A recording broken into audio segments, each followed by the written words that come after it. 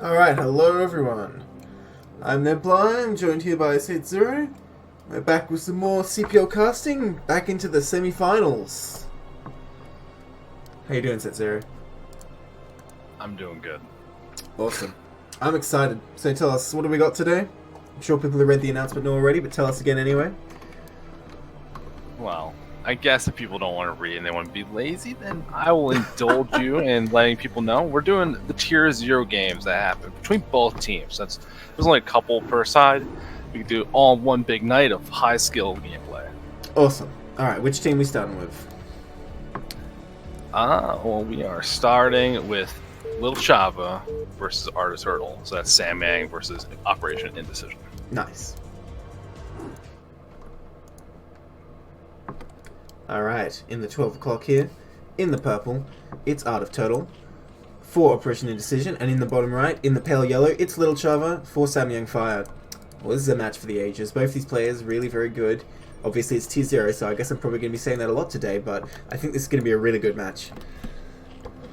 I hope so. I think we've seen Chava play ZVZ before and had a bit of an interesting style, so I'm curious to see how our Charles going to approach that. Okay, Hopefully we don't see some of the wild stuff we saw last week with I don't want to trigger you on Hydras anymore. I think I was mean enough during the cast, so, you know, let's give him a break. He was trying something different.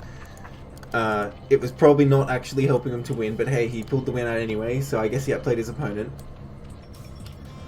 Both players just droning up for now. No 4-pull's going to happen. I've wondered about the 4-pull in ZVZ, you know, like proxying the Sunken on your opponent's creep. It seems like a pretty cool strategy, but it seems so rare. I think with 9-pull is just too prevalent. That seems like a risk you... If you're taking that risk, it's probably because you know you need to take that risk, and I don't think either of these players feel that uncomfortable with their skill level, where they have to sneak it win out like that. Yeah, that makes sense. I mean, I think as a non-zone player, 9-pull would be my preferred build for this matchup, just trying to get that one attributor. Does seem attractive. So both Overlords go in the wrong direction, by the way. So well, the one's not. Oh, right, yeah, no. I don't know what's wrong with me. One of the Overlords go in the right direction. That's going to figure out what Art of Turtle's doing pretty quickly here. But of course, Art of Turtle's Overlord will be along pretty soon. Okay, so we have a Overpool, I think, was it for Art of Turtle? Or is it 12-pull? No, it's 12-pull. Yeah, it's 12-pull. Yeah, and Little Chava going over Hatch first here. I like the Hatch first on this map. And of course, versus 12-pull, that's a pretty good scenario. Yeah, it's not, you're not playing against that really aggressive build that can punish you super early, so this seemed like a good decision for something like this, but you don't see 12-pull that often, so I'm curious what the intel was to help lead to that decision. Yeah, I mean, maybe he's just deciding a middle-of-the-road build will suit well. Okay, and his hatchery will come up fairly quickly here. So it's not like it's an auto-lose in these kind of build order scenarios in CVZ. There's always something the kind of disadvantaged player has to their advantage. In this case, Art of Turtle are going to have slightly faster speed, slightly faster lair, and this hatchery is not that late, so it'll even out, I expect, and the players will find ways to push the match in their favor. And you never know. There could be that kind of opportunity where Chava can catch up real easily on the tech if you choose to skip one of the things. Like if you skip the ling speed for a little while to get the faster layer, then you can keep up on that, but actually have that extra income. Yeah, absolutely. Well, it looks like Art of Turtle's going straight for ling speed. Anyway, I don't know if you have to attack with that, because the thing is, your muta's going to be quite delayed, right? I suppose if worst comes to worst, you can just hang around with lings when the mutas actually pop, and then you can use that to buy time. I think he's just trying to get things on the map, get that map control, cover him while he's trying to get that next expansion up. And it's not a rush for Muta, but I think it's more the plan that is whenever he gets to that spire, having both hatcheries up and running, having all that larva for like a big influx of them instead. Absolutely. So, Little Chava's lings coming out just in time here. Art of Turtle will utilize speed timing again, so he's going to put some pressure on here, but he really can't get anything done. In fact, Chava has the superior ling count already, so Art of Turtle needs to be careful here, actually taking an engagement. Okay, wow, he actually kills one ling and then gets away. That's really good for Art of Turtle. That's a great start here. Yeah, we can even see, like I was saying, if you just reorder your things a little bit, that despite the earlier pull from Art of Turtle, the lair's actually faster from Chava, even though he's delaying his ling speed a lot to get there, but feeling comfortable just to get that tech going. Yeah, that's not good at all for Art of Turtle, but he's going to come in with this speed timing here. This is his window. We see Chava set up a little arc here. Well, here we go. Oh, is he going to go? Alright, he comes in. He's going to try and run around here. Just wants to hit that hatchery. All Arturtle needs to do is take out the hatchery. If he can achieve that, then he's in a very good position. But unfortunately, he's not getting much damage down yet. And there's so many links here for Chava, even with speed. I don't know if Arturtle has enough to engage here. Well, a decent engage for Arturtle, but I think Chava just has too many. So Arturtle forced to pull back there. But, as you said, his Spire starting first. So this must feel like for Chava that he's doing well, you know, and he might be able to get the mutas out, but... Oh man, okay. Be engaged there. Arturtle losing most of his links. He's going to have to pull back now. Because of those extra lava, Chava actually making heaps more links right now. Okay, Arturtle coming in with reinforcements. They're still can't engage. Running all the way back to his own natural, I think. Trying to right click on one of these links, but they're so small. Yeah, neither player having a gigantic advantage as far as lanes go, but that attack from Arturtle actually forced Chava to make more links. That delayed the Spire, so actually Arturtle ended up just putting their Spire down just barely ahead. Yeah, absolutely. Well, I think Arturtle wanted to do damage with this, right? He thought he was going to be the aggressor. Unfortunately, Chava, using that defender's advantage and the fact he got the hatch first, just makes enough that he can kind of crush Arturtle's army. But now things back to being more even. Both players probably just waiting for their mutalisks now. Oh no, Arturtle looks like he might want to move out, actually. Ooh. If you look at the economy, like the resources that have been collected, despite things looking pretty similar, both players putting on some pretty significant link pressure, you actually see Chava has like an extra 100 gas, and that having one extra muta when you have so few of them makes the world of difference. Absolutely. He has 2 more drones as well, so he has that economical advantage thanks to his hatch first build, right? Things look like equal on the surface, but that's the thing. Those 2 extra drones are a huge deal. Do you see that in production tab? Arturtle made 4 Scourge. I don't know if that was a misclick or not. If he's just trying to go all in lanes, just use a Scourge alone to stop the mutas. Well, he has an inferior economy, so I think it makes sense, because you can potentially be more efficient with the Scourge. If you're making, like, mutas only, and your opponent just makes, like, 1 more muta, you just have the disadvantage, right? Oh, here we go. Alright, Arturtle getting in there. I think he has enough links power for a hero. Unfortunately, a few links coming on the side for Chava, so Arturtle has just enough. He's going to push him back to the natural again. Mutas are on the way for Chava, but Scourge are out for Arturtle. Here they come. Okay, can he hover over the eggs? That would be huge. Oh no! Oh! Just a and over like that, not what you want to do. Absolutely not. Supply's always nice to have, but you need that to stop the mutas. Oh, and then he loses 3 Scourge and 1 muta. Oh, this did not work out the way he was planning for. Not at Even all. the link numbers were not like really that significantly different, but now there's a couple muta in the sky, and there's nothing for Arturtle to defend this. Arturtle did get that hatchery a bit low, but that's the thing. If you don't actually kill it, it doesn't actually make any difference. So now, he has no mutalisks. He has to make just a couple to try and defend, and Chava's mutalisks are on the way. This looks really bad for Arturtle.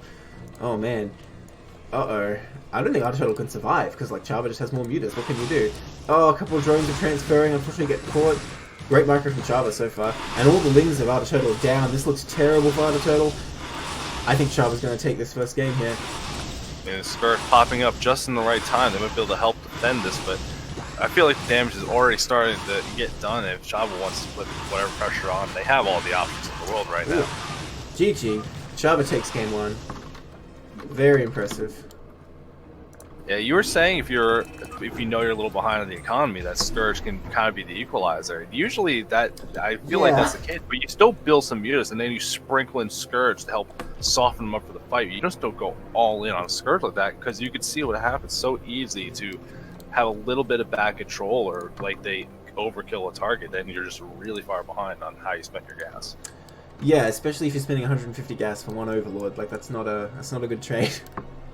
I mean, if you got a supply block, maybe, but yeah, I think that was just a little bit of a sloppy control there, not anticipating that an Overlord to be in that spot. It was just trying to position the Scourge. I assume what happened is he moved commander to them near that Overlord, and they got there and finished the order, and they're like, hey, there's an Overlord, and auto-attacked it. I hope he didn't do that on purpose.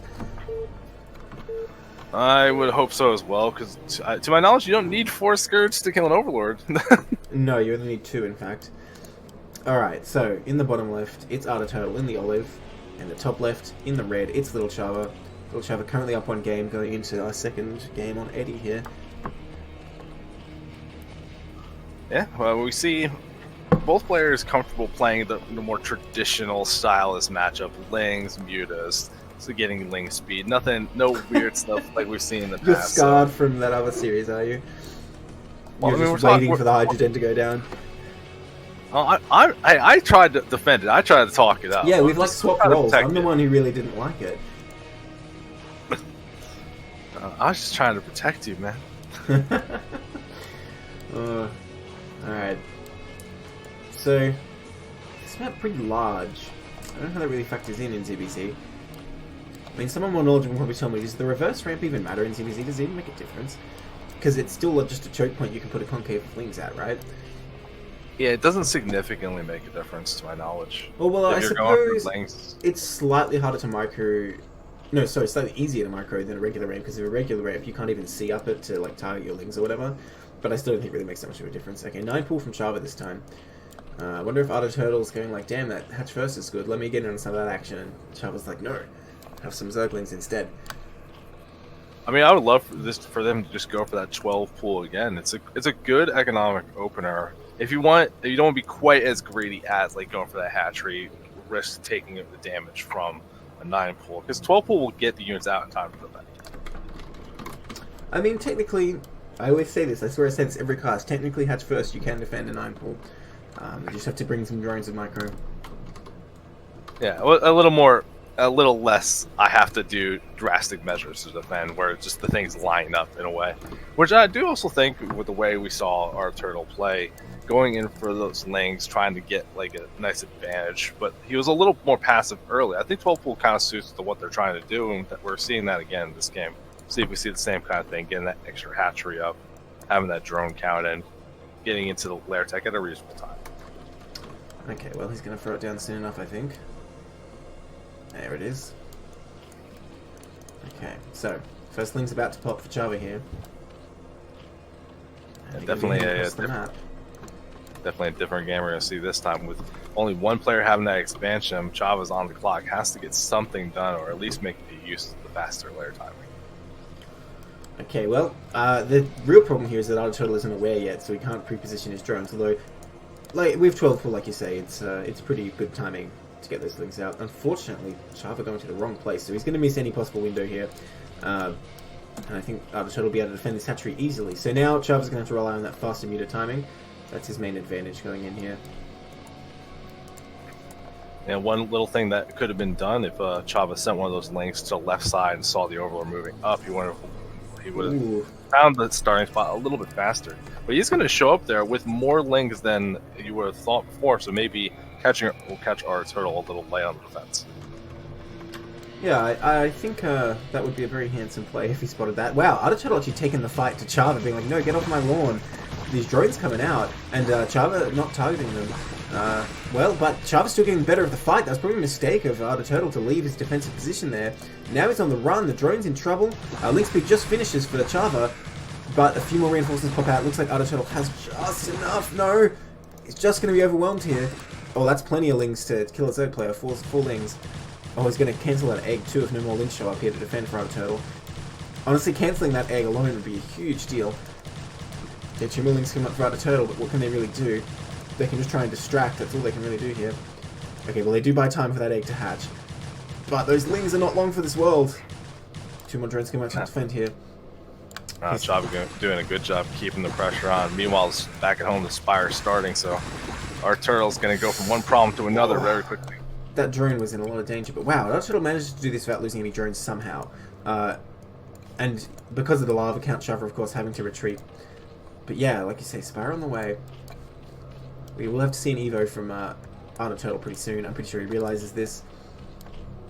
But I think he's going for the alternate thing where he realizes his opponent went for this early build. If they're saving up their larva, they're going to get mutas. They're going to be laying on the defense for now. You actually see Chava already positioned at his ramp, realizing he no longer has the advantage on the map.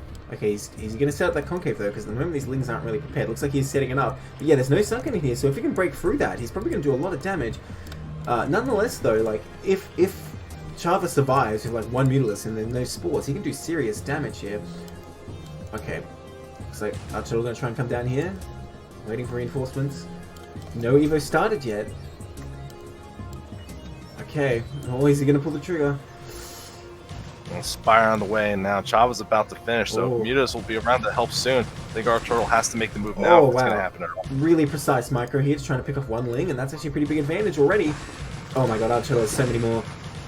The Mutas are A lot of morphing. Link retreating, though. They're not actually in the fight, but now overwhelming the ramp and breaks his way through. And this is all you need to kill a heap of drones. The Sunken is nowhere near ready. Oh my god, I think he's actually going to crush him here. Well, the Mutalists are almost finished, though. How many drones can he get? Okay, going to cancel that creep colony. Because the problem is, even if Chava cleans up these Lings, if there's no colony, Chava can just keep rallying Lings and keep the Mutas at home, buying time for his own Spire, or he's getting an Evo in this case. Going to cancel that gas. I'm not really sure that's the best target when there's drones available. Here we go. Okay, going to try and target more drones. Gets one. Oh, that one is so low. Does not. Oh, he does get it. Gets 2, 3. Oh my gosh, gets a 4th. Yeah, this is already crippling damage. Chava doesn't have any minerals in the bank and has to GG. tap out. Yeah, he knows that he Arturtle keep rallying Lings, and with Evo on the way, I think that's a good call. So 1-1 in this series. Great comeback from Arturtle. Yeah, smart recognition of, even with the different build orders, knowing where your advantage is and really leaning on it. Our turtle, aware of what his goal was, stuck to it. I'm still surprised he didn't take more damage from the early attack, but he stabilized quite well. I mean, the fight was going badly, but the thing is, he has the superior production, right? And he didn't actually lose any drones, he was just losing Lings inefficiently, but that's the one thing he can outproduce. Alright, in the bottom left, in the grey, it's Arturtle. And in the top right, in the light pink, I guess, the lavender, it's Keen. This is not lavender. Yeah, that's not lavender. I take it back. Color analysis here. Put me in my place, Barum. I don't know what colors are colors. The real scarring from last time was the colors on this map. So this is a breath of fresh air. Oh my god. Yeah, as long as we don't get blue versus also blue, that was a nightmare. Yeah. I'll be sending strongly worded messages to everyone. It's like, Yeah. hey guys, it's your friendly casters here. Be considerate. I'm sure they just both random. They weren't trying to screw us up. Although now I'm tempted next time I have an official match. Like, I agree with my opponent. We both do that. just to screw the casters over. Is this why you don't want to cast your own games? Because you're going to be a jerk about it? Yeah, get ready. Enjoy. I saw the matchup that we're doing tonight. I'm ready. Okay, so it looks like the turtle here is going to go for the early pull, I think. You know, on match point, I think a really popular strategy is that 10 hatch. But the turtle not going for that. Well, I'm not a Zerg, I don't know, it's the early gas leading to a 10 hatch, but that doesn't make any sense. You'd need a pull to spend any gas, so yeah, he must be getting a pull. If there's the gas and you actually let it finish, this is just an indication of a very fast lair. I see, okay, so he's going to go in 1 hatch speeder, right? I assumed it was for speed, but no, you're probably right. Isn't this pull too late? I mean, it probably lets you get the speed as well, but it's just you want to get that gas income going. And mainly so it starts building up so you can make more than that first 3 mutas, and then you're like, I'm running on fumes. I see, that makes sense, okay, because I was going to say, isn't this pull too late? But if he just wants to hoard it up, that makes a lot of sense. ZVZ is a strange world to both of us, I think. Terran and a Protoss player casting a ZVZ sounds like the start of a joke. Yeah, it sounds better than when it's me and a Protoss buddy trying to do ZVTs. It's like, I don't know what I'm looking at. You know, Zerglings go kill stuff, Marines go pew. That's all it really is to the matchup. And it really, we could just talk about the Terran jets are nonsense. But Oh you my see, God, like, is that what you already do the how whole much cast? You're just like, wow, Marines are bullshit. no, I am fair and balanced. Listen. Hmm. But you can see right from Chava and actually right from Arturtle, same thing. They both have plenty of gas built up. Arturtle actually getting the lair and the link speed as fast as possible. Chava just settling for a lair and wants to get that muted advantage. Well, he hasn't. He's just about to, but he hasn't confirmed his in hatch first. And if you're doing this against hatch first, you definitely want to get in there, do some attacks with Lings. And if you have link speed really fast, it definitely enables you to do some more harass as well. So yeah, this is kind of interesting that Chava going for like the defensive 1 hatch play as well. But he's actually getting a sunken super fast. So I actually think I kind of prefer Arturtle's position, because even though he can't really come in here... Oh, the sunken cancels actually when Chava sees the build, so never mind. I was going to say, if you have... Oh, wow, second hatchery from Chava, so he's actually probably going to try and kill him with Zerglings here, I think. Yeah, I was going to say, if you have the sunken... I'm not sure. Sorry, you go. I don't think it's going to be any kind of big link flood because he's rebuilding that creep colony. I think this is actually just to get the... He has all his extra gas just to actually get that extra larva so he can have that strong muted advantage. He's really leaning into knowing that he's not going to have map pressure right now. You can see the links positioned at the choke where they're going to be as effective as possible. But when our Turtle's Overlord gets in here, he's going to have to figure out what the plan is. Well, the thing is, though, on one gas, you only need one hatchery to produce Mutalisks, so this is just going to allow him to spam more links out. And you know what? We see our Turtle going for a similar thing. So it's going to be 2 hatch 1 base here. Well, this does also give the opportunity, like what I was saying in game 1, that if he wants to go into the Muta fight and just make 1 pair of Scourge, since he has that extra gas, that can swing the Muta versus Muta fight very heavily. Or just having that 1 extra if it's 5 Mutas versus 4, for example, especially if you can get to that point where he one-shots drones. Yes, I'm not really sure how this happened, but with the early gas build, Turtle still has 200 less gas than Chava here. That's crazy. I do believe our Turtle's gas mining not quite as efficient because of this placement of his fire. Oh no, that's really unfortunate. Oh, that's a bit painful actually.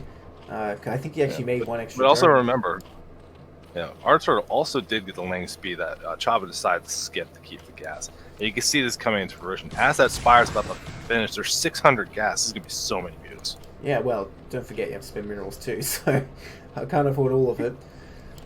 He's coming. He's got the minerals. Okay, these limbs trying to come in here. Gonna go for a single drone. They get it. Very nice. Great pick off there for Turtle. Yeah, so this is like the undefended far reach of the mineral line, really. But the second barely reaches. Okay, Turtle coming up with some Scourge right away again. Really seems to favour those Scourge compared to Chava.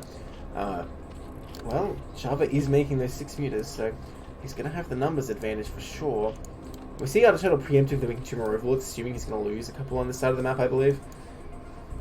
Yeah, I think that's fair because like there's the one by the base. They're not going to be able to get away if they're hunting for him. But now you see the mutas, they're going to be able to push back these lanes, and then Chava gets away with this opening without really taking too much damage. Just lost like a drone or 2, which isn't bad at all. I just realized my camera was like a bit to the left of the edge of the map. I'm like, damn, that choke is narrow. Then I moved to the right. I'm like, oh, that's how I It's a revision of match point. Oh man, the Scourge chasing these mutas here, but they do retreat.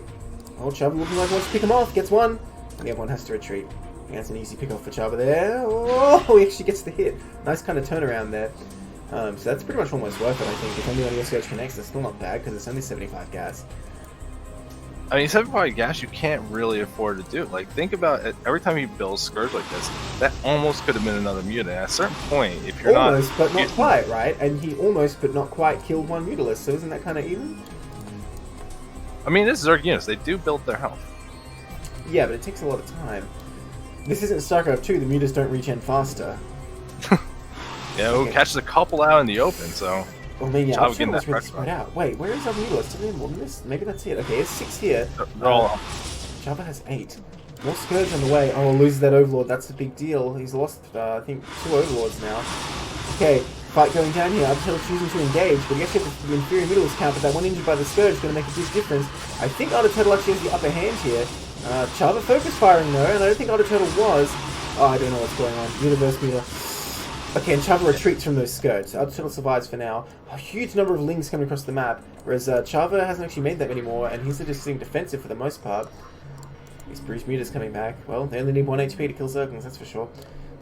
Yeah, they're going to be able to help propel this, and Chava still has that Sunken that's going to help defend them back at home. Oh, I don't know, he loses a couple Lings out the front. This is a lot of Lings from Turtle. No, he's going to need the Mutalist to defend 100%. This is way too many Lings. Alright, the Mutalists come in, but I think damage will go down here. There's just not enough to stop them from getting on the drones. They get 1. They get... I was going to say 2, but they didn't. Trying to target that Sunken, not really going to work, but he did get 1 drone for his efforts. Yeah, I don't know if going for the Sunken was the right call there. Yeah, I think you're just going for as many drones as you can. Nonetheless, he did get 1 drone, and over time, if you can whittle your opponent down like that, totally worth. Okay, maybe not. That was like 8 Zerglings for 1 drone, maybe not. I mean, you look back to how these players are building their units. Turtle actually made a couple extra Scourge trying to be defensive, so that's why Chava had so much gas. He didn't get Ling speed. Look at these Lings. And you know what? Turtle taking good advantage of these, picking off the stragglers. Like, Lings without Ling speed? Oh my gosh, that's almost as bad as Vultures without Mines, man. Well, Vultures are pretty good. It's not a good analogy. I mean, but you see Goons this happen. without range? Yeah, they're pretty bad. Yeah, but you see this happen from plenty of units in this game when it's the same type of unit against each other. Having that one extra unit lead can really start snowballing things out of control. Well, I will say in the Ling vs. Ling case, speed is a lot better than one zone Ling in most cases. Well, it's the Mutalist I'm talking about. He's Chava clearly going for air control. Going back in, there's not a lot here to actually defend. Well, he does have gotta that be sunken. careful. Not in the best position, but it is in a position. Alright, Scourge going to come and connect here. Great connection there. Looks like Chava can't possibly fight in the air, but at the same time, the Lings are coming in. At the same time, there's Lings in Chava's space going for drones. Oh my god, both players smacking each other right now. Oh my god, a lot of drones going down the gas there, but at the same time, in Chava's base, quite a few drones have fallen as well. Okay, the Mutalist versus Muta fight. Looks like Artiturtle has the upper hand for now with those Scourge, and the Ling have finally been cleaned up by that Sunken. Oh my gosh. Artiturtle barely not taking out Chava's Sunken there, but he did take out a couple of drones. So the drone count's still almost equal. Oh my gosh. But we're still seeing the same unit choices from our players here. Chava CBZ. doesn't really care about that ground defense, just going to keep adding on a little more mutas. And now this muta force is actually really starting to like build up in numbers to a point where it's pretty threatening. Artiturtle looking like they have 5, Chava's 8. Losing 4 links for free there almost. Oh, Scourge connecting, I missed it. Yeah, I mean, I don't know. With a few more Scourge in the fight, I think Artiturtle can still potentially defend here. But yeah, he doesn't really have that much gas. Still only on 1. And neither player able to expand at this point. Yeah, especially right now with all the damage that both players took, their Artiturtle's down to 9 drones. Having that inefficient gas mining right now really hurting. Absolutely. That is a lot of Mutalists from Chava, actually. Ooh, that Overlord. Right now we're seeing little smart things from Chava taking this opportunity where there's not a lot of pressure on the map, sending a couple Lings out just to see, hey, did maybe he take a base? Maybe there's something I should be looking for. It doesn't Also, see anything. Overlords too. Yeah, every Overlord you can find feels really good right now. Yeah, and I think Chava's killed like 3 or 4 this game, which is a huge deal. Oh man, those Lings are the natural. Chava, somehow without speed, is getting pretty good link trades right now, but Artiturtle will clean those up. You know, he has a somewhat formidable force here, but Chava's looking at that, and I think he's going, well, that's not that many Mutalists. Let me come in there, buddy. See what I can do. Oh, he's got... Well, is he going to come in? Neither player getting any Mutalist upgrade at this time.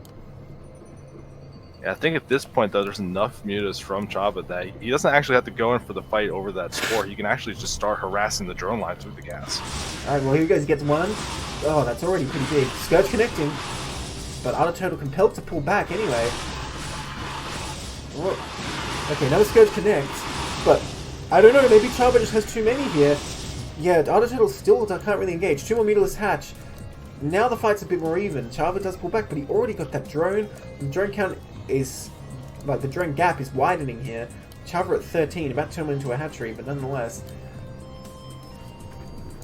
And finally, we got someone going past that 1 day's play. Chava taking the opportunity here to get another hatchery going while they got this muta lead, while they have this drone lead. And really, at this point, they have this map control. The Artiturtle has the link speed, but can't get on the map. It needs to invest everything to make sure these mutas don't just end the game.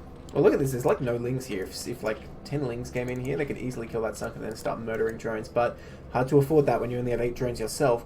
But he's coming across the map here. Artiturtle got a bit of a break there, catching 1 Mutalist off on its own. But still, look how many Chava has. Artiturtle can't take this fight. Needs to get out of there. Uh-oh, Chava's going to get on top of him in the moving shot now, though. Oh, good dodge from Artiturtle, but he can't quite get away. Oh my gosh, so much damage going down. Okay, now he gets out of range, so he can run away here. And the Lings in the hatchery compel the Mutalist to stay home. But Artiturtle taking a pretty bad fight there. Looks like he wants to go in for another fight, but I don't think that's what he wants to do here. Only 5 Mutalists here, he needs to be really careful. But lots of Lings out of the map for Artiturtle. Yeah, I don't think the Lings are really that threatening, though. There's enough mutas at this point that Lings... You don't? Have you played ZBZ, my friend? Oh, 1 drone. 2 drones just from 4 Lings there. And they just run away. That's pretty big. That almost equalizes the drone count. Now, Chava still has his hatchery, of course. But those 2 drones are a key moment here. Oh, no. Oh, no. Never mind. Hey, it's a drone. Look at this buddy. Look at this guy. It's a scouting mission. He's going to build a Sunken. No, he's going to die. That would have been sick. Okay, hitting this hatchery here, I mean, it's going to take a while to kill, but Chava can't be everywhere at once. And, like, the Mutalisk... Well, there's a Mutalisk going straight to Chava's base. I don't know about that. Oh, they're coming back here. What are they going to go for? Another drone, it looks like.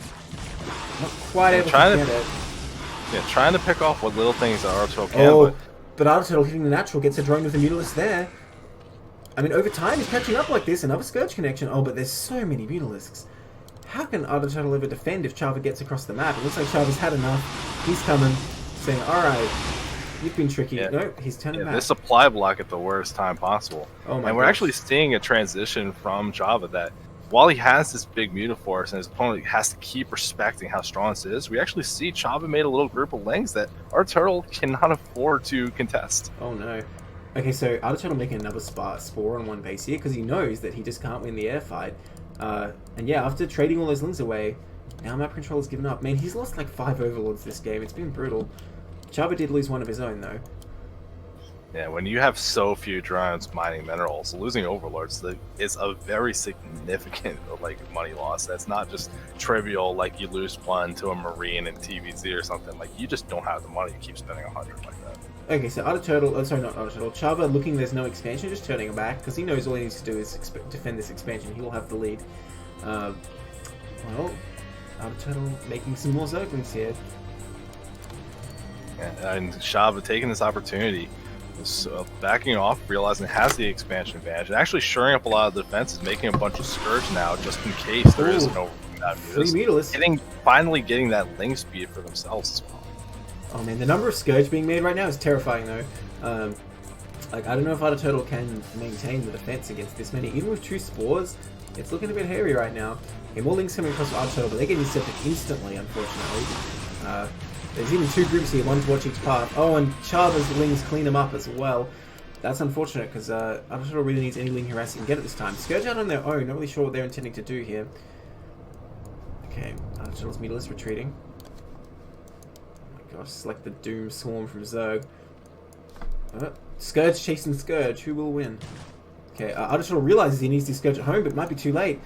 Okay, there are 2 Spores here. But that's so... There's enough lings in Mutas. They don't care about those Spores anymore, but you do have to be careful to fight before the Scourge get back. He's trying to bait him back to fight this bottom left Spore, but the enemy Scourge are here. And now Chava getting great connections. Arturtle gets quite a few of his own, actually. And that bottom Spore is helping out too. But I think Arturtle just doesn't have enough. Ling's even taking out that Spore now. And they do so much damage with the Mutants cleaning up easily. It looks like Arturtle's defense have been crushed here. And Chava takes it 2-1. Alright. So, going on from the Tier 1 cast the other day, that puts Samyang Fire at 4. And Operation Indecision at 1. Oh, sorry, I said Tier 1, I meant Tier 2.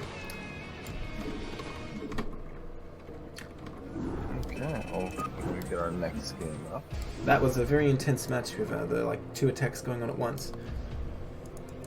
Arturtle doing a good job trying to keep his opponent back with the harass, but ultimately just not able to pull it off from a very disadvantaged position. Well, like, you kept questioning me, so this is like the long-term incorrect. I was like that Muta account really does matter. It does get out of hand, especially if you start clearing them out a little bit and they get that cleave going.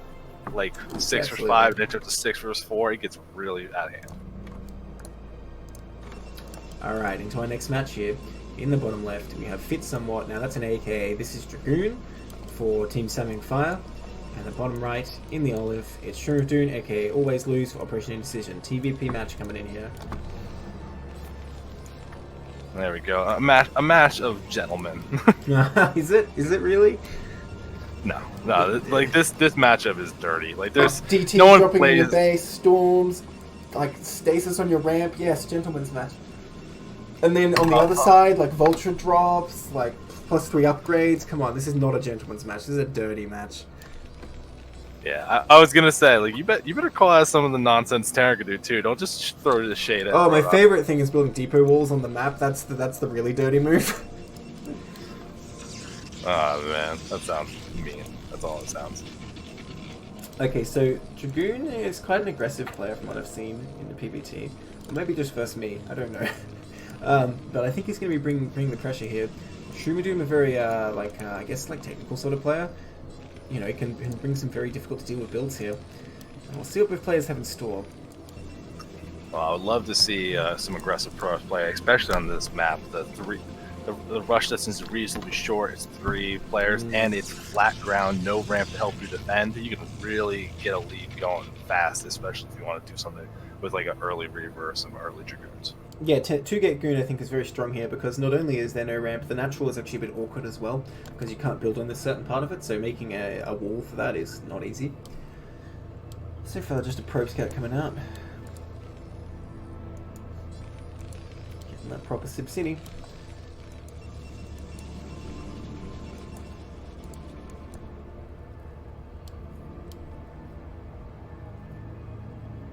It's always that little bit of the wind up in this matchup, right? Where it's just like, oh, what are they gonna do? Like, can I fast forward to like the 3:30 mark, and then we can start talking about decisions? Sometimes it takes like 13 minutes before there's a real fight. Alright, they're gonna meet the scouts here.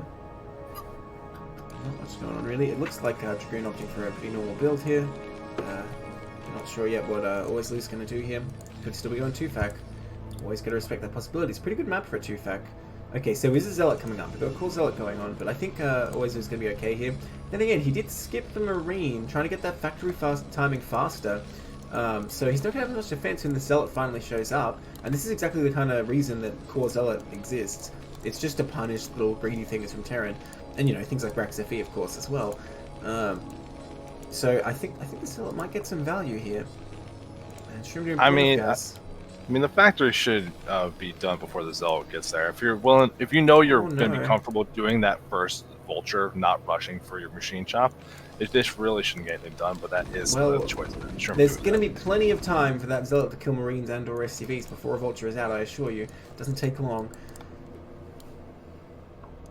Oh, going for the bunker with 1 Marine. This is a pretty greedy expand going down for your Always Lose, and I think this Zealot's going to punish it. Because this is really like the minimum you can get away with, right? But look at that, Zealot Probe coming in and 1 Marine to fight them? I don't think that's going to work out. This bunker's probably not even going to be finished. Going straight for the Marine. Always Lose not watching, going to lose the Marine instantly. Oh, okay, that's really bad. And with the bear exploding, there's no Marines. That bunker has no value now. Imagine if we put the probe onto that. So the Vulture is on the way. I don't know if it's going to go for a Parliament Prison here. I assume not, no. Okay, he's going to go for SCVs and see how much he can get. But already killing that Marine is a huge deal. He has to remake it. The Dragoon is on the way for pressure. Okay, he just realizes the Vulture is making... Wait, are you really going to be doing that? I don't think that's really worth it, but okay. That Zealot getting in on the SCVs hasn't managed to kill any yet. Okay, he gets 1. Continuing just to focus them. This Vulture going to go to work. Going to take some time to take it out. And another Goon and another probe, in fact, is coming. He even sent the probe in. Where's the Marine? Didn't he make another Marine? There it is. He wasn't in the bunker. Okay, but he will get in. But the Goon's just going to say, whatever. I don't need to deal with that. I don't need that in my life. And now, there's a Goon in with only a Vulture out. Yeah, this Goon could really start harassing down these SCVs and getting some value. Gotta be careful, though, not to get caught out too much. Taking a lot of damage already. Oh. Bit of repair going down. It looks like he barely had enough repair to hold off, and now this Marine will come in and finish off this Goon, no problem. Brave Marine leaving the bunker there. Needs to get back in time for the next one, though. So yeah, actually, Always Lose holds better than I would have thought, given the circumstances. And now we have Dragoon on 2 gates, 1 Robo, no expansion right now. Yes, I feel like at this point you have to be thinking from Dragoon that like you gotta be going towards Reavers, right? Like you gotta get something done at this point. You still haven't started your expansion. Well, you haven't started your expansion. There's gotta be some aggressive play. I don't think this is a road just to get an observer and get that knowledge, because you know you're behind. That's the knowledge you already have. Yeah, I agree completely. But I think you might just get a shuttle and zealots here. I'm not sure. You could be right. In fact, the fact he's still on 2 gates makes me think, yeah, maybe you're right. It's Reaver, and he's gonna go for a Nexus here, but quite delayed. Let's repair this. Yeah, okay.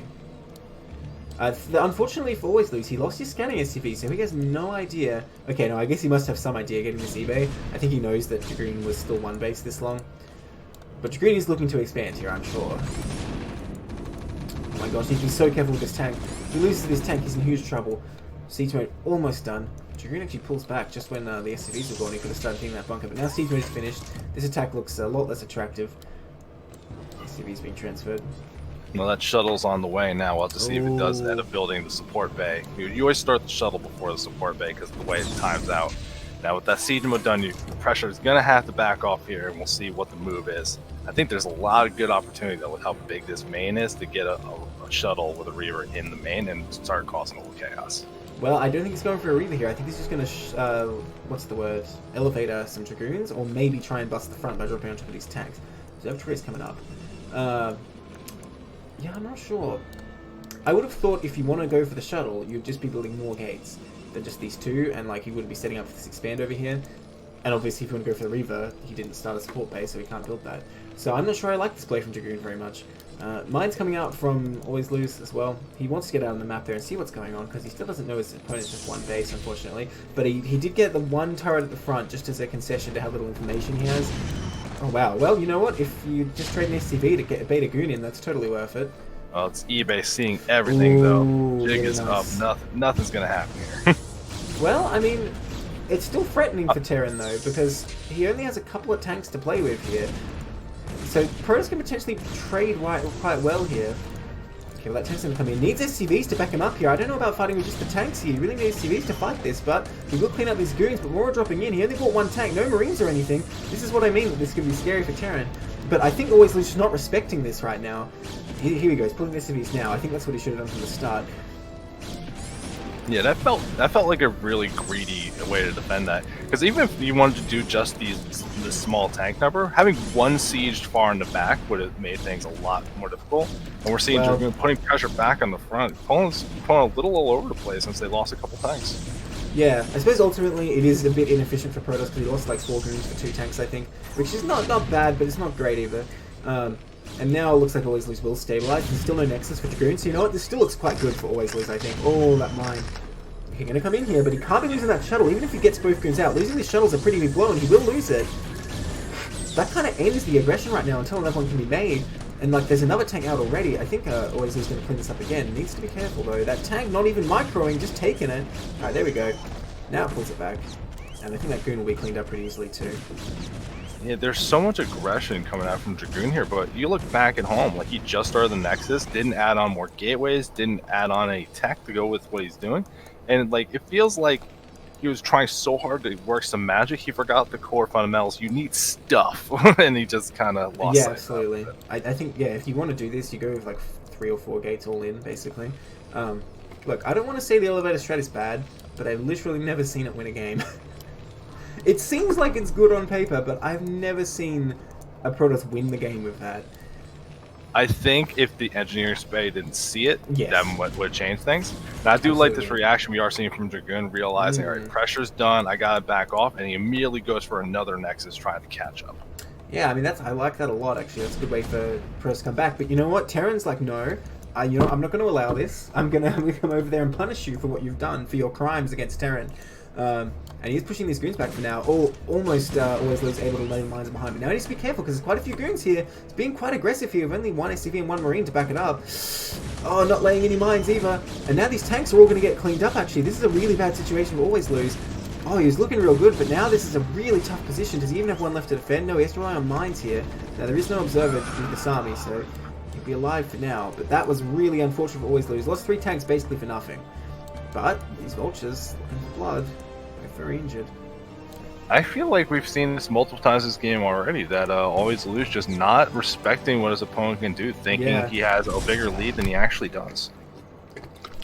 Seeing that extra Nexus, though, that's a great knowledge to figure out what's going on. We'll see what the transition is. If he'll be adding on more factors or trying to prep for that next base. And well, he just goes down 3rd base here. And even though these Nexus are coming up pretty early, the fact is that Dragoon has like not that many probes. His tech is very late. So Stream of Doom, I think, taking a 3rd here is going to put him in a great position. But with that low tank count, is he actually going to be able to hold on to it? I mean, there's only 2 gates out, so maybe. By the time that the CC is done, I suppose he'll have a few more. Okay, scan, sees that there's no tech going on. In fact, another scan. Yeah, he's just checking out the base. Sees that it's just Robo with 4 gates right now. No Citadel or anything coming up. No, but look at this. Dragoon definitely looking like he wants to bust again here. Bringing that shuttle across. Well, careful there, Dragoon. There are tanks there. The mines will be able to slow that one down a little bit more, Absolutely. though. You'll be able to clear that through tank fire. Never what you want to be doing. Well, what about this shuttle, though? Mines can't do anything against that. Here it comes. The Vultures are a bit far forward. They really need to be on top of the tanks defending them right now. Okay, they pull back. So with these Vultures, I think you'll clean that up reasonably easy. Oh, but a huge mine drag takes out a lot of Vultures there. And back down to 2 tanks, which look like they're actually about to fall here. Bunker getting a little bit of shots in. Yeah, no tanks left. Dragoon cleaning them up there easily. Oh no, and running past this bunker. Okay, maybe he's going to kill it. Well, SCVs are pretty good. Oh my god. He's got enough firepower to kill this one, doesn't he? Oh wow, just barely does not. That's Repair's pretty good, man. Okay, but that was a very good trade for Dragoon, and Shroom just keeps losing his tanks here. So I don't know. I don't think this is going well for Shroom as it appears, because it's a relatively short amount of time until Dragoon catches up on probes here, and Shroom just does not have the tank count. I mean, he doesn't have a tank count right now, but the infrastructure he has set up definitely looks good. +1 weapon already on the way, up to 5 factories with a couple machine shops. So he might not have the force right now, but I don't think that you can say Dragoon has the force either. And yeah, I'd rather be in Terran's position here, comfortably on your 2 base, trying to set up your Well, I suppose Terran is ahead on supplies, so you're probably right. And also, I didn't realize the shuttle actually died there, so you know what? That makes it seem a lot better for Terran. If the shuttle was still alive, I'd say, but that's not bad. Yeah, but I mean, if nothing else, you look back at the pro space. When factories outnumber gateways, bad times. True. Bad Dude, look at this third. He does not want Zealot ones coming on this tank. He's like, stay off. Don't even think about it.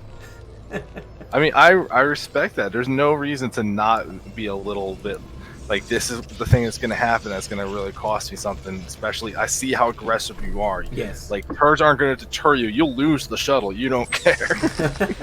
Oh, I thought that was a 4th turret he was building for a second, but no, not quite. Okay, so now the Citadel finally coming up, but so far behind. I assume this is going to be Arbiter here.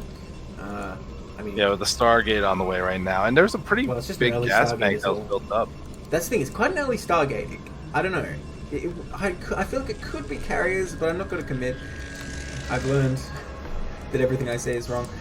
I mean, it doesn't seem like there's any particular reason this is carriers, except the fact that he got the Stargate too early. I guess he's going to throw down the Templar Archives now, so yeah, looking like Arbiter. Okay, so now Shroom Doom has a considerable window before Arbiter, though. I don't know what supply he wants to push at here. This is the thing that we need to see right now from Dragoon. He's the observer down the south side that needs to get in the Terran base and see what's going on. He's been playing in the dark for too long. Another scan goes down. Wesley sees this architect, but he sees that the Templar Archive is so late. He must be feeling great now, knowing he has heaps of time. And look, he has quite a force here. I think he's thinking of pushing out pretty soon. Zealot speed on the way? I don't believe he has Zealot speed. So until he does... No, he has not even started yet. Okay, but always lose maybe a bit traumatized after losing these 3 tanks early. Doesn't want to push too aggressively here. These vultures coming across the map, though, there is a little bit of defense here. I think they're just looking for a 4th base being built. Oh, and they do deny that probe. Look at that. They came in exactly the right time. And these goons can't even fight this. They have to get out of there. Oh my gosh, that mine is so long range. How the... Okay, wow. Great moves from Shroom there. Just getting a couple goons and their probe for free. Oh, for free, loses 1 vulture. I mean, that's basically the same thing as free, right? I mean, this is just a terrifying spot right now, looking at it from the Pro's point of view, because Terran feeling comfortable, just finished their +1 weapons, they got their infrastructure going. It looks like they're trying to power up into a nice mid-game push, but you even see a control tower on the way, so they're gonna... It just feels like they're ahead a little bit in every way. Absolutely. And it's scary to deal with that, especially when you're trying to buy that time, get the arbiters up, get their energy going. You're still so far away from them actually helping you in a fight. Oh my gosh, this vulture... Oh, it didn't go up there. I was going to say, if he gets in and picks off that probe again, that's huge. Another scan going down. In the main again, just confirming that it is Arbiter. And he sees that it is an Arbiter on the way. Another one going down. Where's that? Just scanning to see if he can get into that 11 o'clock, but I don't think he will be able to. Oh, look at that. The Observer's coming down just as the vultures come in. Seeing everything. It's still so terrifying to me that Protoss has no vision in Terran base. They're just... They parked out their observers like, well, he didn't take the mineral only. He must feel okay, but... Especially if you're taking mine hits like that. Yeah, oh, man, you can't be affording to do this right now. And then the vultures just pounce on the rest. Oh, man, that's painful. Well, really nice by Wyvern to grab those extra goons as well. That's 7 goons basically for nothing. Man, that's a lot. Yeah, see, this is where we're gonna run to that problem with the arbiters. Just like they're still being made. They're not building up any massive energy, but the EMP shockwave nearing completion already. Science vessel on the way, and here comes Yeah. the drop on the bottom side. There's no vision to spot it out though. Well spotted. I did not see that. Yeah, I mean, and you know, Dragoon's economy is not great compared to a normal 3-ace Arbiter build. He's like a bit behind where he would be. So any probes can be killed. It's a big deal. Alright, here he goes. Terrence complained about recalls, but these vulture drops—they're so much scarier. Just as bad as a recall, are they? Well, if they kill all your watch gateways... watch what's about to happen. Say I'm wrong. Yeah, well, if this was a recall, you'd be losing all your tech. Okay, Terran trying to expand to this fourth here. Just taking a defensive approach, but a lot of probes going down right now. I'm not sure exactly how many he killed. I think it was like 8. Yeah, Protoss army looks like it wants to come in here, but really I don't think there's enough. These tanks out of position though. Dropship coming back in. Yeah, I think Dragoon can bust through here because all these tanks are just sieged up over here. They needed to either to be in position or on siege so they could react. Okay, they are going to come across here actually. It looks like Terran will be able to hold on to this base. Not a bad trade for Protoss so far. But all these tanks getting I mean, sieged up. he's got to get out though. If he loses all these goons and zealots. Well, the CC getting hit. The CC getting hit, and Wynroom not reacting, not repairing or lifting it. If this goes down, then this attack was totally worth. Okay, he lifts it. He needs to repair that though. There's no way it's going to get out if he doesn't. Oh, the SCV's being dumb though. You have to do that manually. You can't just let them do it. Okay, they do manage to do it. The repair. Okay, it looks like the CC will survive. Oh. Yeah, so a strong attack from Dragoon almost yields something big, but Yeah. instead now he's losing a bunch of army. And after everything's said and done, a lot of the Terran army wasn't killed. There's just a lot of pressure on the Yeah. CC, and now Terran has a 40 supply lead. Well, at the end of the day, he, like you said, he didn't retreat when this other army came in. He just stayed to try and get that CC, but he got the worst of both worlds. He sacrificed his whole army and didn't get the CC. Okay, Always Lose finds that fourth base, and there's a fifth going on as well. So, yeah, I think he's in a great position after that. But Stasis is available just now. Where's the Arbiter? Oh, well, no, it still needs energy. No, it's got enough. Oh my gosh. These Vultures coming in at the perfect time, but unfortunately cannot get up there. I have to pull back. Doing significant damage to this Nexus, though.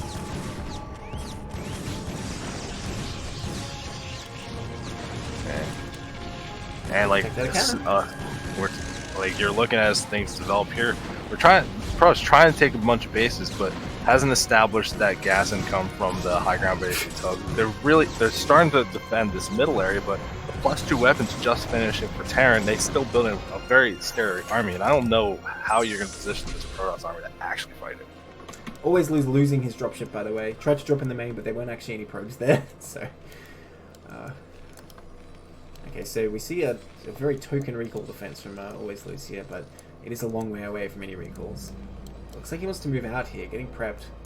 I think wherever he chooses to go, Protoss can't resist him, but of course he can counterattack. Looks like he's going to push north? Not sure. Yeah, I mean, that expansion in the upper middle is so easy to combat right now. There's no high ground advantage, and there's some army there. You might be able to catch them out and get some free damage beyond the Nexus. Well, Protoss is set up for a flank here, but I don't know if he gets quite enough. The tank's very out of position. They need to stick with the main army. 2 EMPs are available, but needs to be careful with these vessels. Like, if they both get EMP'd, it's going to be bad times. I mean, sorry, stasis. Uh-oh, and the Terran army getting caught totally on siege, totally unawares here, but mine's defending from the right. There's not enough, though. Yeah, there's not enough. Oh, the stasis, though, gets both vessels. Man, there's so many vultures here. That's like almost the vultures alone could have killed this army. Okay, I think Dragoon just gets smashed here, actually, yeah. Honestly, it was not a bad engage from Dragoon, but like you say, just not enough. Wow, crush. GG. I mean, this all kind of stems from what we saw. Dragoon trying to be aggressive, just never got enough done, and it's slowly, Terran was like, I'm good. I'll make my units. Yeah, I got my money. I don't mind. You can attack. Yeah, and I think that's very typical of Dragoon's playstyle, going for that heavy Dragoon aggression and like the stuff like the elevator as well. And, you know, Always Lose just defending well enough, I guess. That's why I really wanted to see that Reaver. That's like a power unit that can really get something done. That Dragoon drop, it was being reasonably effective. It got a couple tanks, but it lacked that punch for how committed he was on one base for so long. But think of the investment. So much money sunk into a Reaver, and then, like, you know, you lose the shuttle accidentally, you're like, shit. There goes, like, you know, all my money. Well, I guess with the shuttle control we saw, maybe the smart call. Ooh, harsh. He lost every shuttle, man. Like, we're not here to babysit people. Alright, that's the official line from CPL.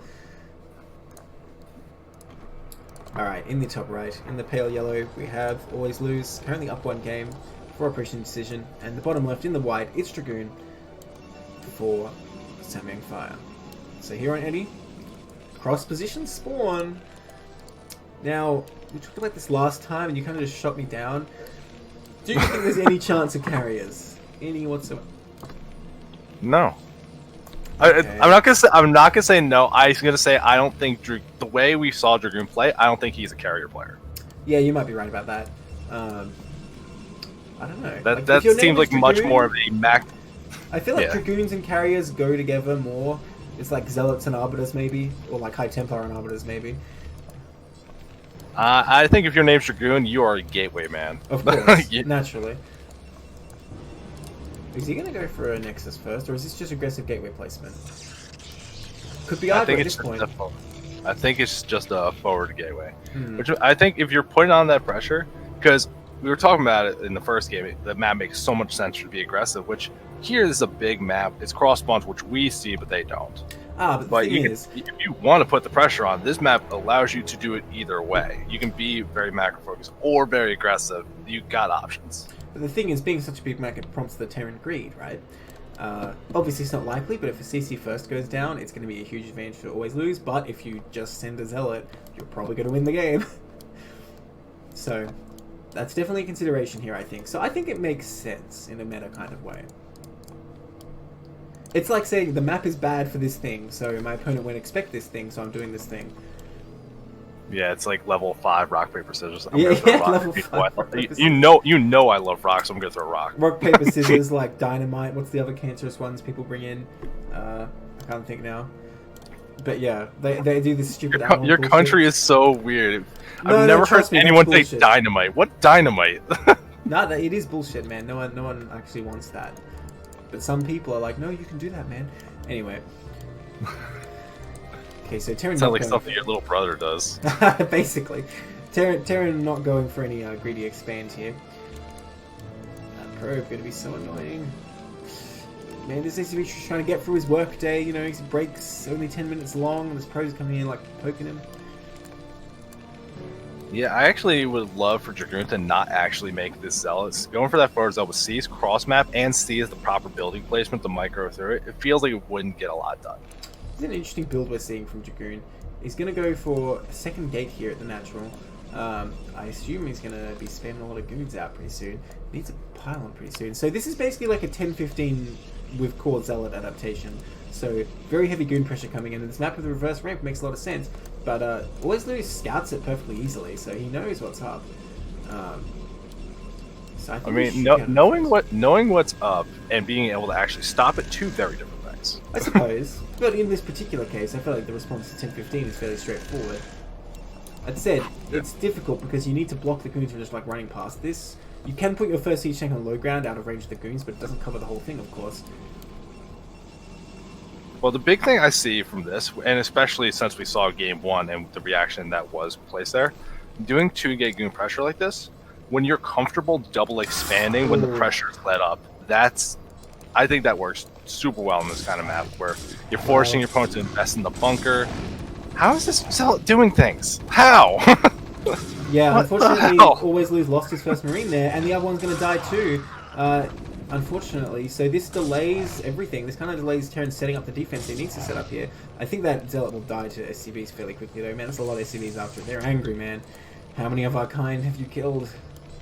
I mean, Zealot getting in here and seeing the Marine production continued, knowing that the bunker's going to get reinforced, I think it's very valuable knowledge. Well, that's the thing though. Terran has to do that, otherwise they're going to die.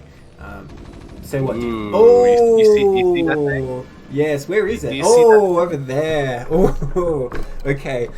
Dirty. So this is why when you're up against 10-15, you always got to get that eBay. Oh, that Dragoon just running past. This is so bad right now. Is the Zealot still alive? Okay, it has been taken out, but that Dragoon, oh man, putting on so much pressure here. And this is all just distracting Always Lose from the reality that's actually DT's on the way here. Uh-oh. Which you figure he had an SCV at this natural this whole time. Look how much damage it did to the pylon. But he sees no Nexus is coming. Yeah. He's so aware of what's happening here. This goon being so aggressive to get in too. Yeah, I mean, this is all happening because that Zealot delayed Always Lose really setting up his defense properly. Like, if he had 4 Marines in that bunker at that time, that Dragoon wouldn't be trying that. But he's going to be able to set up here. Still no CC coming up, actually. Not really sure what happened there. I feel like it was supposed to be earlier in the build, but he doesn't know about these DTs. I mean, there is still going to be a long distance to walk across the map. We proxy the tech, but not the actual gateways. That's very true, actually. That could be pivotal here. If Always Lose figures out that he needs an eBay. Is this going to be an eBay? Okay, he does make it. He does make it. So I think you barely have turrets in time if he starts them right away. He's trying to I think if it wasn't cross spots, he'd be in much more trouble, but comfortably sitting in a spot here where I don't think the DCs are going to get much done. Yeah, well, like you saw, you normally see gateway proxied with this for good reason, right? Yeah, you got that extra bit of seconds, which, I mean, you feel like he can't feel uncomfortable, especially having that barracks here. You can't fit DCs through that, right? I don't know. I think you might be able to on the right. I'm not quite sure. Depot to bunker, I actually have no idea. But I'm pretty sure you can't in the north. But I'm not even sure about that. Look, man, you don't normally worry about where a DT can fit or not. That's fair, but you can see that if Sherman was really worried about DTs, he would have gotten Spider Mines too. But he's comfortable. Yeah. He knows the turret's going to be there in time. Well, that's the problem with this 10-15 build. You must get siege to defend, right? And your economy is not going to be great because you have to cut a bit to get siege and the CC and all this stuff. So it's not that easy to get mines, and even if you do, the goons can bait them. So turrets are what you need, and he is getting a turret at the front, but only one. I don't know how I feel about that, because there's a bunch of goons out. Well, okay, only 3, I suppose.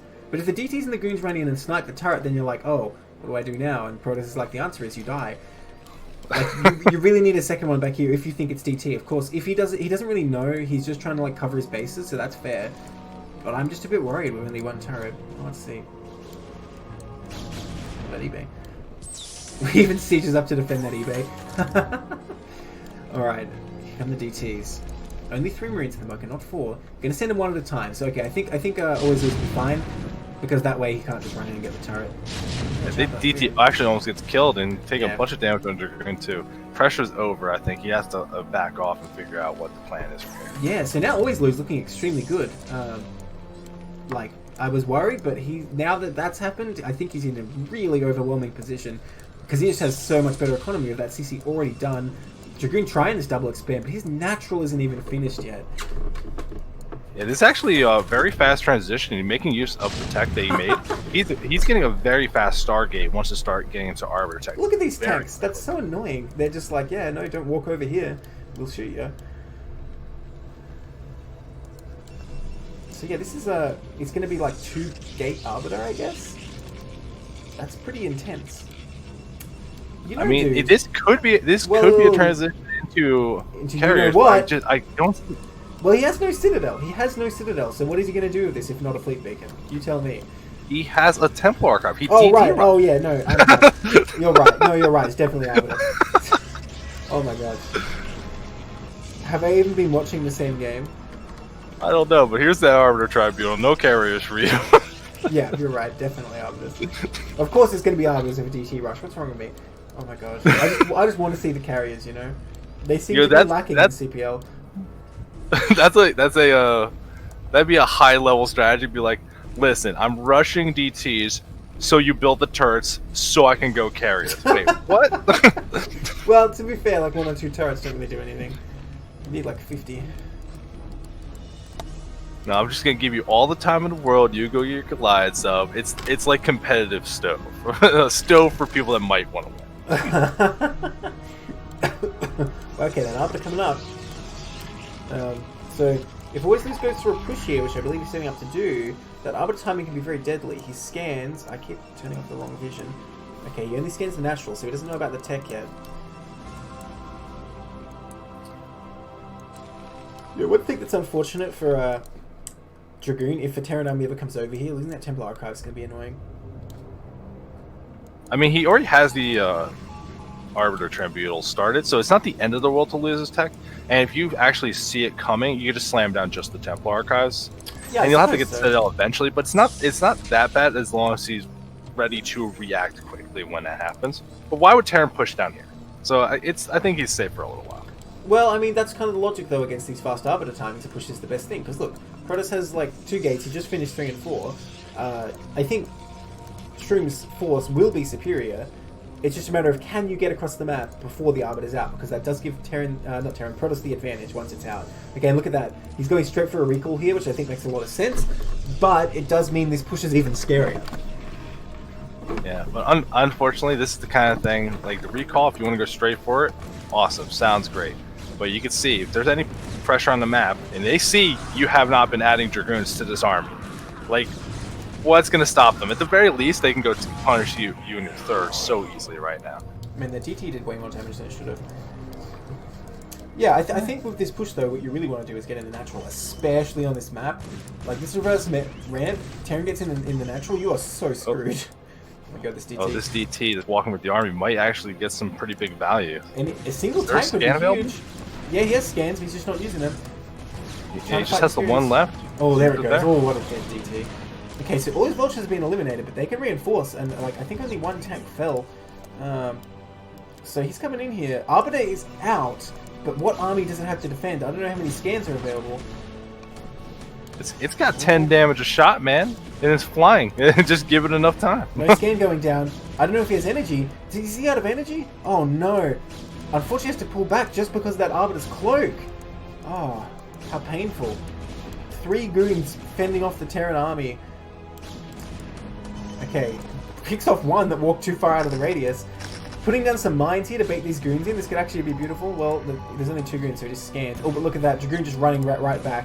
He knows that there's only a very limited number of scans for Always Lose to utilize here, so all he has to do is abuse that cloak. But you know what? Doesn't care about cloak mines. Not really sure how they work, but apparently they do. Yeah. The one thing you can see right now, Shurt Doom has all the play that they want right now. If they want to be aggressive, they have the map. But if you look at this right now, such a fast Arbiter, so little army. If Shurt Doom expanded right now, nothing could stop it. Oh man, all these goons getting taken out. But the thing is, recalls would be coming up, so, you know, Dragoon would be... I mean, you see the energy. You know the time you have. It's true. You see the energy. Yeah, look, you can prepare for it, but it's always this thing where you don't really want to be playing that game where Protoss is just trying to recall in any of these 3 locations and you're running around to defend. It feels better if you just push across and pin Protoss to the wall with this push. But unfortunately, it did not really work with that detection debacle. You can come across for another round with this vessel, I think. Because you know what? Protoss economy is still not very good at all. Yeah, in fact, he has so few probes. This is crazy. Oh my gosh. Yeah, Protoss really not mining that much. Terran has almost as many SCVs, even though he's going for this 2-base push, so you know Protoss is not doing well. Up to 7 gates now. A few more goons coming out. Does he have Zealot speed? I don't think he started it yet. No, he did not. Okay, here he goes for the recall, though. And I don't believe Always Lose has any defense at all. So this recall could do huge damage. Oh, but this is his defense. No energy, but maybe it can intimidate the Arbiter. Yeah, it does. That's the thing. Even if your vessel's empty, you just pretend you're getting EMP and the Arbiter's like, shit, run away. Oh, but I mean, EMP is about to finish researching and nearing the energy needed for it as well. But you can see, here comes the attack from Terran instead. Says, I dare you to recall. I dare you to go to my base now. I mean, fair enough. Yeah, he in fact does just turn around because he knows that you can't really win a base race here. But Always Lose throwing away all his vultures against his goons without tank support. I mean, they get a nice mind hit, but I don't think it was worth it. I guess he knows that he has enough. He just wants to force a fight no matter what. But I don't know. I question that. Because this Terran force doesn't look that scary anymore. And the stasis goes down. He's actually going to lose everything. That was a really, really over-aggressive attack by Always Lose there. Like, again, he's not just not respecting his opponent like in game 1, right? Okay, well, he brings some reinforcements. Well, maybe he barely cleans up. Maybe he didn't need to respect Protoss. Like, oh my gosh. I mean, I think also he's the benefactor that during all this chaotic fighting, Dragoon's macro slipped a little bit, floated quite a good amount of money. Would have bigger defender's advantage, but lost a little macro cycles. Yeah, I suppose so. Okay, this vessel's just waiting for the energy. Oh, they're trying to snipe the SCV, but they're going to get it. Oh, no, the turret goes up. But there's plenty of goons here. More vultures come in. Oh, those goons are not long for this world. Oh, another stasis comes out though. But the old one finishes just in time, and it looks like Terran will crush through here. I guess that just shows how ahead Terran was, even with like that really, really bad engagement. Oh my god, another stasis. He still pulled ahead there. I mean, we're seeing this attack, it's kind of slowly trading back and forth, slowly going into Terran's favor, but look back home, he's not adding on factories, he's not like trying to take the next expansion, he keeps focusing on this attack, and I think at some point realized it's not going to end the game. Yeah, well, he lost all his watches. and he's just trying to rally a bit. But Protoss kind of has the advantage with these gateways right here, 7 gateways.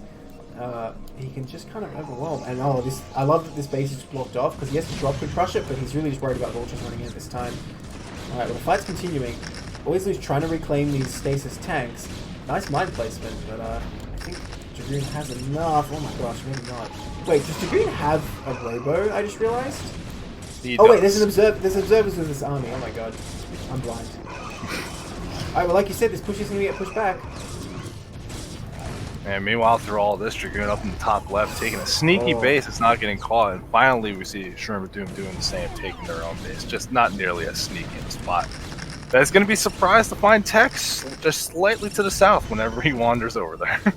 Shroom of Doom trying to be as efficient as he can with his mines, but ultimately losing so many tanks over the course of this fight. Did he lose his vessels too? I think he did. Oh my god, Dragoon going down though. Dragoon been hitting a lot of mines. Yeah, like the one thing you look back at the Terran base, you see a decent factory count, but still only 1 machine shop. So every time he's losing these tanks in a little bit of a sloppy way, you can't replenish them quickly. Yeah, and Terran did not start +2 here, which is a big deal. Vulture's going to try and escape, and they will. Some of them anyway. Oh, he needs to run those vultures away. Just lets them die instead. That's a shame. If they ran to the top left, could have been huge. Oh my god, this tech is still right here. That Arbiter doesn't have enough energy for a recall. I feel like at this point a recall would actually kill Always Lose, but unfortunately there's no energy available. Still hasn't put down any mines for that, even though he knows Arbiters have been out for a long time. Put some defensive mines now. Well, we see Terran finally transitioning a little bit into layer game focus, adding on that second armory, starting to add on a couple extra factories as well to kick that production up when this third base goes online. Yeah. And you know, he does have all the tech, he just needs the upgrades. +2 started a little while ago. That said, Protoss doesn't have any upgrade, I suppose, so it's not all bad. Yeah, they got the Forge, but not even starting the +1 just off that, just as a gimme. Okay, well, Protoss coming across here now. That Arbiter is a lot closer to the recall than the other one. I assume Dragoon still wants to recall here. Well, there's little buildings in the way. They're going to help spot this just with that little extra time to find out what's going on.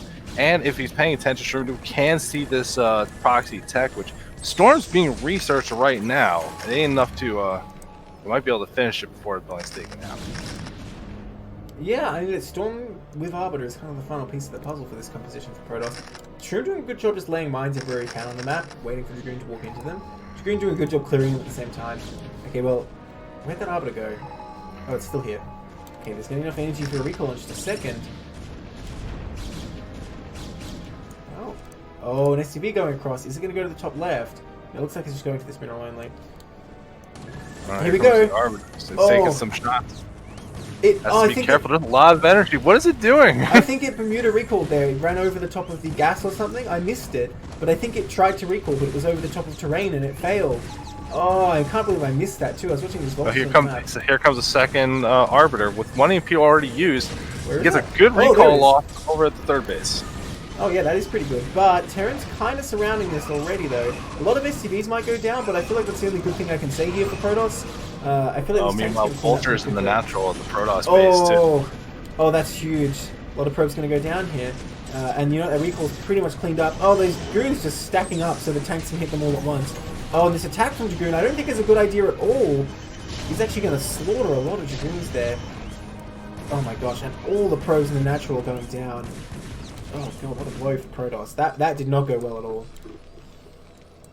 I mean, the fact that it was this big attack, both sides losing a lot of things, and with the natural losing all his probes, there's still a good amount of economy on the map for Dragoon. That top left base that hasn't been scouted yet is really paying dividends. Definitely it is.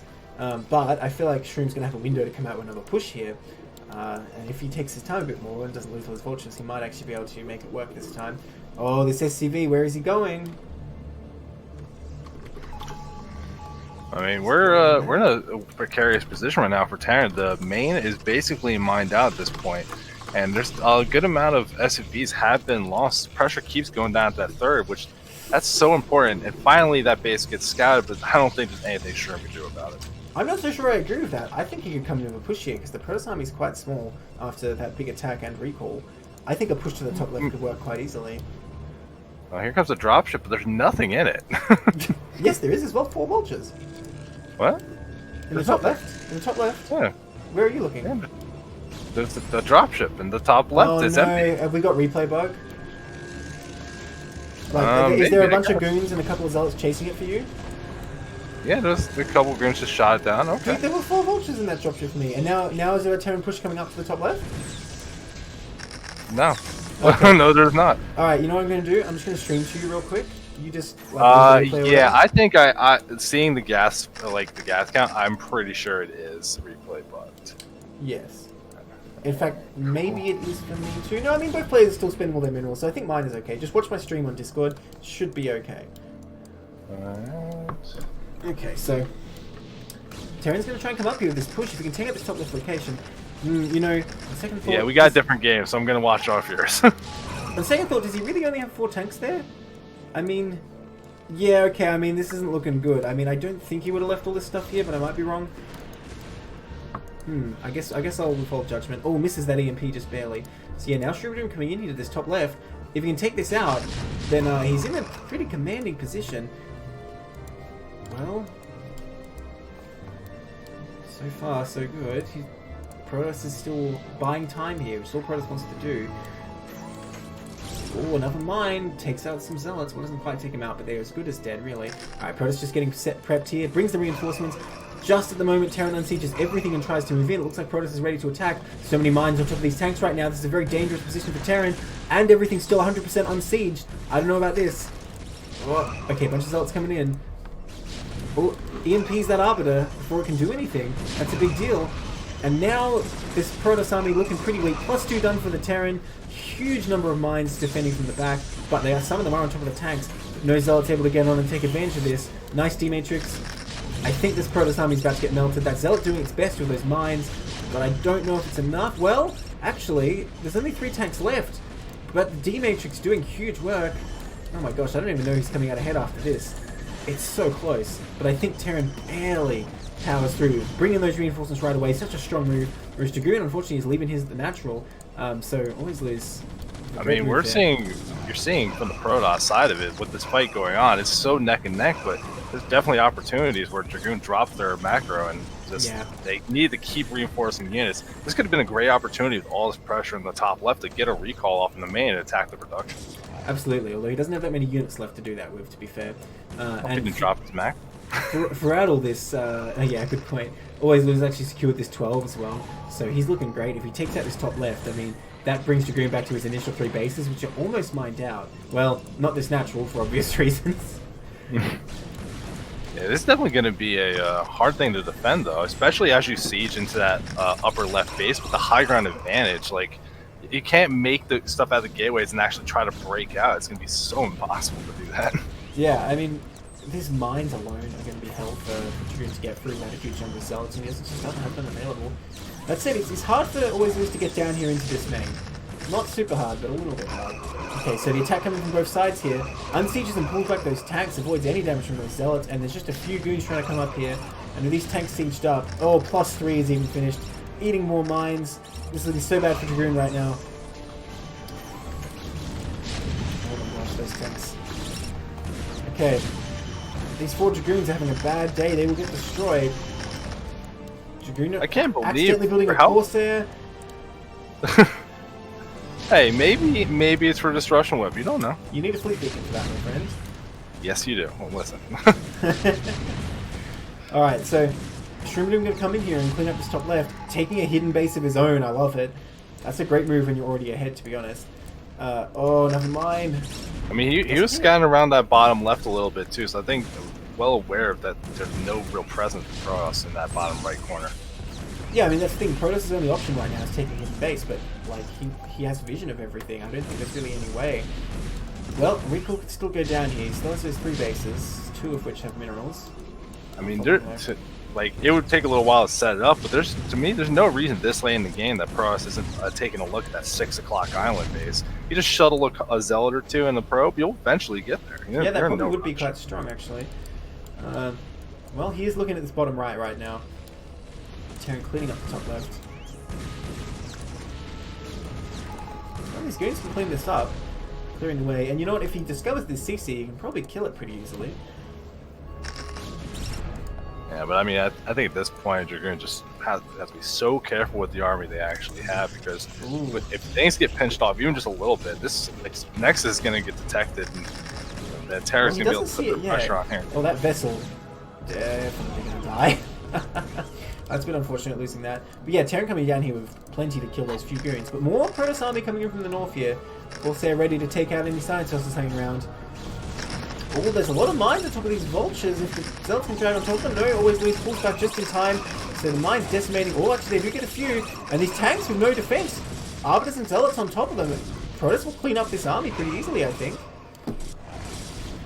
Yeah, so much of the Terran army still at the upper left side of the map after clearing out that base. So even though Sherman Doom had a good supply lead and it felt like they were feeling comfortable with only half the army there, that was an easy fight for Protoss. Now he's just going to go straight to the 12 o'clock, and I don't think Terran can defend. I mean, what does he have? Where are his units? He has a bunch over to the right here, but he's not bringing them in, and these 3 tanks are getting taken out for free. No turrets or anything here, which would have made a huge difference. Has to lift, in fact. That Corsair going to work on that CC now. Only a matter of time till it dies. Oh, he gets the MP off before the vessel dies. Nice move there. But reluctant to commit his army to defend this location. These Goliaths dying for free now. Yeah, I think that's the right call. You don't have to like forfeit this high ground. You're not in any rush. And at some point, like you got to realize these fights are not going your way, and you need to just consolidate that big, scary Terran force. Well, I think it was critical from secure to 12 o'clock, and I think he had enough to do it. Now, Dragoon finds the hidden base as well. So Shroom Doom kind of running out of locations to mine as well as Protoss now. I mean, this looked really bad for Protoss a minute ago, but now it's looking a bit better because a couple of terrible engagements from Always Lose. Okay, he's going to come in here again, fighting with the Vultures and Dragoons without the tank support. And losing all his Vultures basically for free there. There is a lot of tanks coming in though, but there's Arbiters available as well. Oh my gosh, no, with +3 they melt those goons, don't they? Oh, so many SCVs have fallen though. Always Lose actually has less SCVs than there are probes. No scan going down, he needs detection here. Good thing there's not enough energy for a stasis, those tanks are so clustered. No detection, still the Zealot's going to work. Oh my gosh, Always Lose going to lose this game. He's going to lose all these tanks, I think. Well, this is getting cornered like that is so tragic to even throw away these. You can look at the resource from both players. I've never actually seen games like this where you're just so starved for minerals that no one can secure. Like we're 26 minutes in, and you're still fighting tooth and nail to secure that like 4th base to actually get something mining. Yeah, and Protoss has secured this mineral only during this, by the way.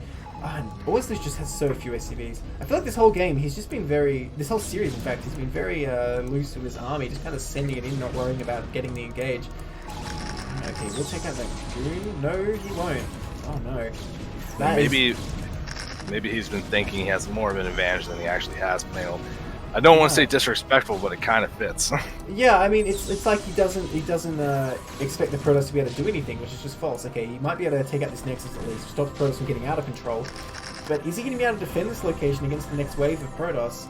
Well, Protoss army, does he have one? Not sure what's going on right now. Protoss not producing. I mean, Protoss is only at 60 food with 40 workers, so no, there is not really an army from Protoss. Money's banking up though. I'm surprised that Always Lose doesn't have Goliath range here. Like this, in a 27-minute game, I feel like it's a bit of a mistake.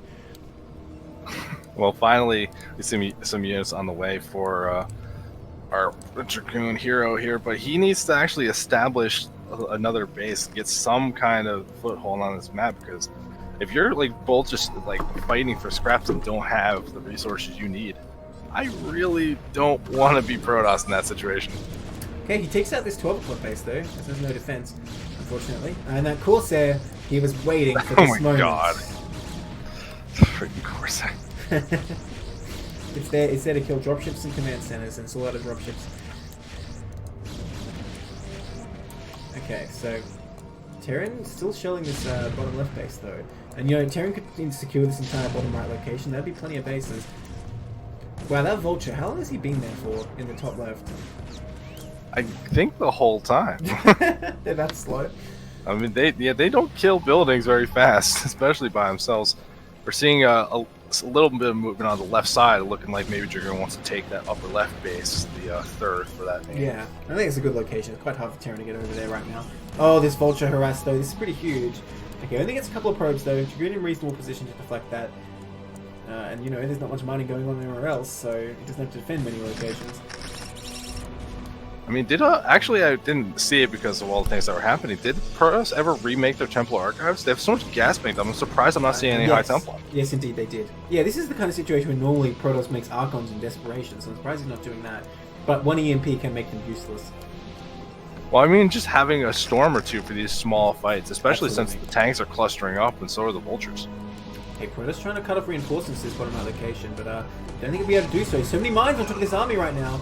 Oh, nice stasis though, but that kind of both saves those units and cuts off the Protoss from attacking, so I don't know if it's really worth it. But in concept, I agree. Okay, Protoss going to come in for a counterattack instead here. I don't know, it's quite a few mines in this location, a couple of units. I feel like by the time Protoss clears this out, the reinforcements will come from the south and clean them up. I mean, if you can get the Terran to unsiege that position, though, I feel like that's a win in itself. Not if he just comes up and kills your army, then goes back there and sieges again. I mean, I don't know. Right. I mean, we're seeing Terran, though, not letting go of that bottom right at all. Has no inclination to move up and try to help defend this. Yeah, with plenty of mines at his home and, you know, units rallying out constantly, I think he will be fine. Protoss has to, you know, go back a bit. That Nexus is going up. That Vulture tries, he might, can't really stop it. But these extra ones might. Wait, I hear a ton of mines going up. Oh, it's just two mines getting stuck on top of each other. Okay, now with like 6 Vultures coming across, laying mines as they go, this Nexus might be in a bit of danger. They do have +3, but, you know, Vultures are not very good at killing buildings. Well, I think it will survive, but it does weaken it for the next potential run by, and no pros mining here just yet. I mean, this is still a pretty good chunk of army that Protoss will be able to take out. That it's not the probes. slowing down mining, but You it's think not that's just one killing. probe? That is not just one probe. That is like 9 probes stacked in one spot right there. But the Vultures don't target them. Oh, but the run by at the 6. Oh, and these cannons cannot withstand +3 Vultures. Uh-oh. This is really big blow, because this is Protoss' main mining location. He has a few probes up at that top left, but this is most of it. Oh, so many probes are going to go down here. Not the best targeting from always lose. Doesn't actually get that many. I think he could have got them all, to be honest, but he does get quite a few and then retreats. Great move there. Wait a minute. Oh, I'm like, where's the Vulture still existing? I'm like, down in the main, of course. It's that one vulture. It's going to kill everything. It's on a mission. If he got a scan, he could actually hit those probes pretty easily. Oh, look at that. Terran just setting up for the next run by at this top left, because he knows it's weakened. Oh, and he gets... Oh, can he get in? Oh, the probe! Oh, he's barely going to get... Oh, he managed to stop it just in the nick of time. Fantastic. Yeah. And the pylon wall on the other side will deflect these vultures, so Protoss staying alive for now. But always lose spiking way up in supply comparatively. I mean, that bottom right base, we got 2 bases mining. Hasn't even had to take the main yet, but unharassed, finally getting a moment's peace and actually going to go take that 3rd CC the moment I mentioned. Yeah, so the thing is, Protoss' army is not super behind, but his army is. So Protoss needs some kind of move to come back here, I think. I mean, is there an Arbiter out? There is, right? Recall is still a possibility. Man, I mean, recall is still a possibility, but the Grey Equalizer storm drops so fast, does so much damage. This is how he's going to do it. He's going to recall the bottom right here. I mean, there's a lot of unprotected SCVs here. 2 tanks might actually just help kill the SCVs at this rate. There it goes. Yeah, you can see that group. There it goes. Oh. SCVs just instantly start falling. Needs to target the CC, in my opinion. Well, he can take out those 2 tanks, but there's more nearby that can reinforce. And Terran just pushed over and took out the 6 o'clock while this was going on. Oh, and this CC... Can it survive? If only you could D-matrix buildings, this would be a good time to do it. I think the CC will fall, but Protoss giving up pretty much his entire army to do this. Yeah, I'm not sure about the decision. Taking a CC is nice, denying this other one, but there's still a mining base for Terran. If you clear up all these all this army, how's Protoss actually going to reinforce it? They don't have the money to be doing this. Here's where you have the second arbiter, you just recall away, that'd be sick, but unfortunately I don't think he gets that option. And Terran Army's going to come down here and just clean up these units. Still no Goliath range, really tilting me, but whatever. He's saying, I don't need it, but he needs it. Oh, tanks moving up to the top left while this is going on. I think they got a couple of probes. Goon's going to clean them up though. But you know what, Protoss can't really afford any efficiency at this point. Because the economy is so small. Yeah, I mean, what is it, just that top left base at That's this the point? only one, yes. Technically still mining minerals at the natural, but that's a very token amount. Vultures coming in here. Oh, and there's just too many of them. They're swarming these dragoons and they can't get away from the mines. Oh, big mine hit. Yeah, all those Dragoons getting taken out. Now this little Terran force coming up to the top left to take it out. And I don't think Dragoon can resist this. What does he have? He has just a handful of units down as natural. And there's 2 tanks here. Who cares about pylon walls? Well, a stasis could go down, buying precious time. There we go. What a great stasis. I mean, it's buying time, but like, how are you gonna make use of it? I think you're just delaying the inevitable with that kind of move. Yeah, what's Protoss' card to play from here? Well, it's Vulture on the low ground, finally getting to work, and he's really not doing a very good job. He misses so many shots. Oh my gosh. Again, no Goliath range. Okay, these units coming up here with Cloak, but a scan goes down just in time. Oh, he wants that one mine. He was so close to getting the biggest mine drag ever on all those Vultures, and that might have done it, but unfortunately he don't get it. Stasis, the other 2 tanks, is just Vultures defending this location. But you know what? Vulture's a pretty good unit, even when they do blow themselves up. Pretty good. GG. Wow, what a game. So, Shroomadoon takes it 2-0. Damn, Mol. Okay, so that brings us to Samyang Fire 4, Operation Indecision 2.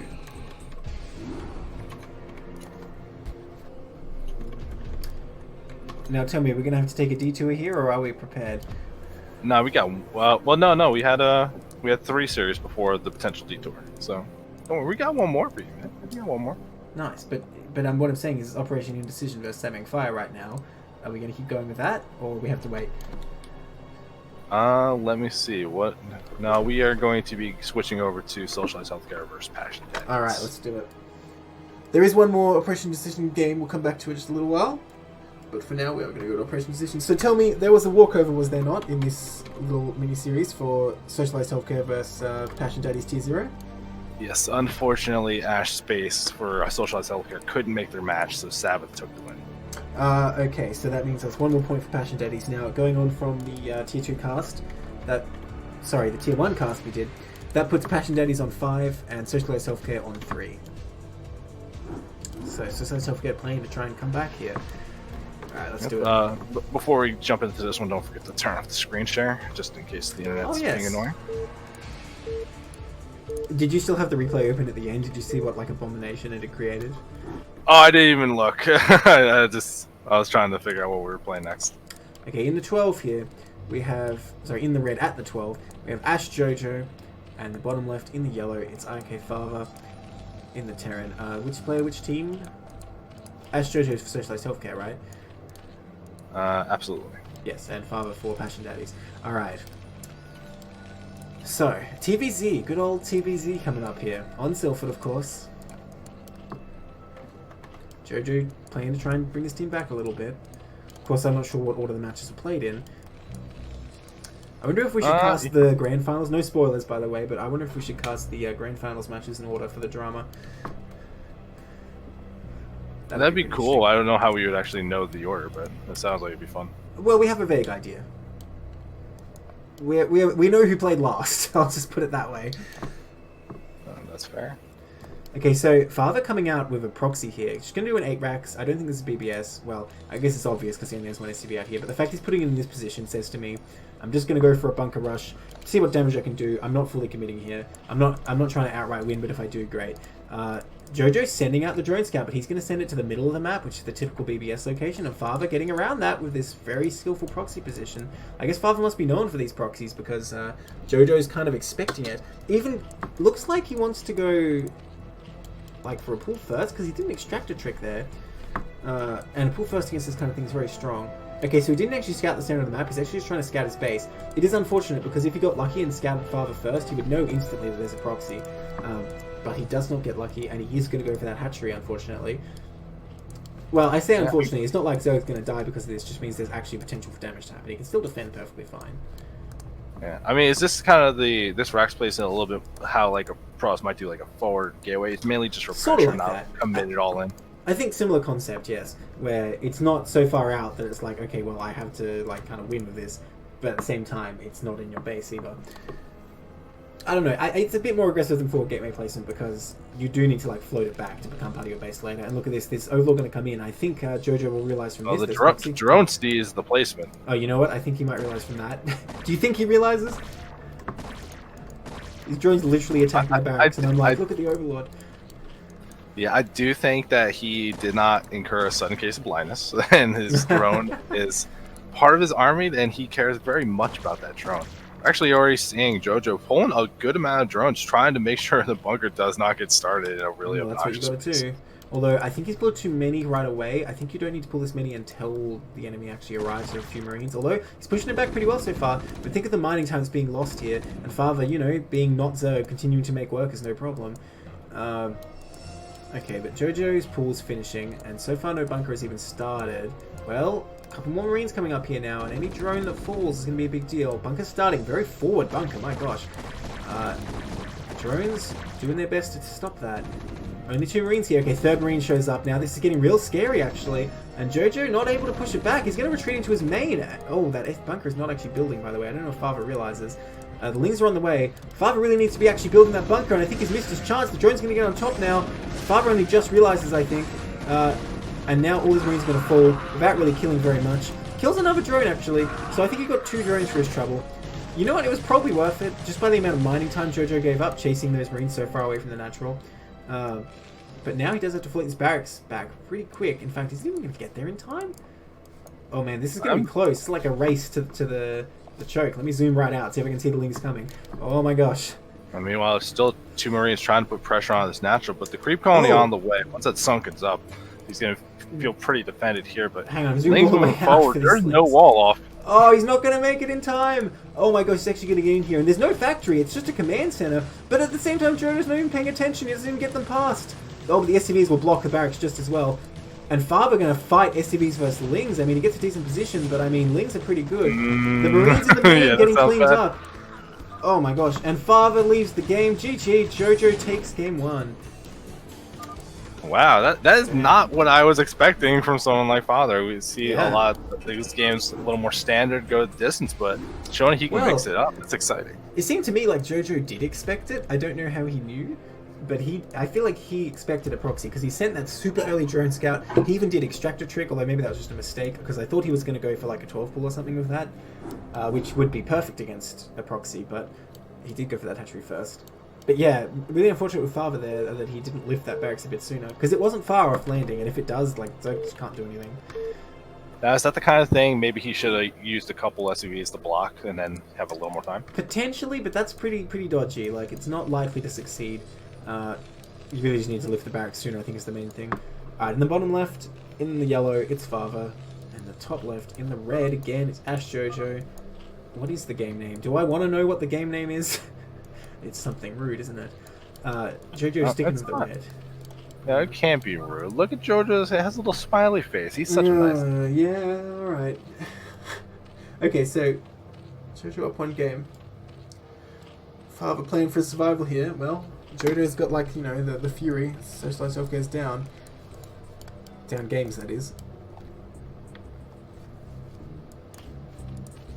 So, I suppose on Eddie, it's unlikely we'll see any proxy shenanigans.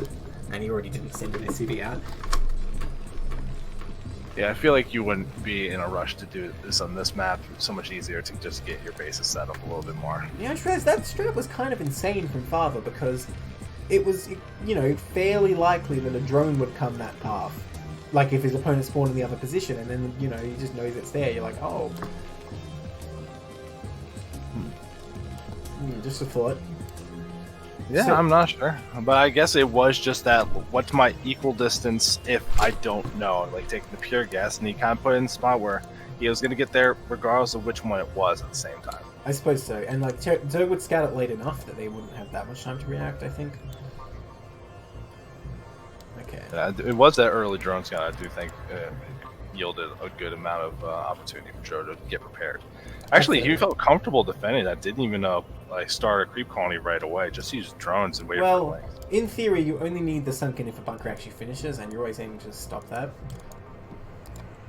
Like, because Lings alone are fine, as long as there isn't a bunker up. Gotcha. Okay. And the sunken does outrange the bunker, so it's good at that. I would hope so. If the bunker outranges the sunken, then we're going to have a talk about it. You put a ghost in the bunker, ghost at like 5 minutes in the game, and then it's like I think the same range as the sunken. It doesn't outrange it, just the same range. And you gotta pop it for 5 damage a shot. Yeah, it's not even that much, dude. You don't realize how bad ghosts are. Not even 5 damage. I think it's 2 damage. I thought the ghost shot was actually pretty strong, just very slow. Well, I guess not. it's fine. It does 10 damage, but it's concussive. So, is it? I don't know if it's 33% or 25% damage to buildings. One or the 25. other. Yeah, so like 2.5 damage. Have Yeah, fun. I thought for some reason I thought the ghost shot was like 20, like some big. Oh, number. I wish. I wish. God, that'd be amazing. Then they'd do 10 damage even to, like, I don't know, Hydralisks. That sounds like it'd be fun. Nah, man, concussive is just useless. And we're seeing Father feeling very comfortable against stuff that CC hasn't even got a bunker up, just building a couple Marines. Well, he was able to Feels- scout that the hatch is on the way, so I think he knows he'll be alright.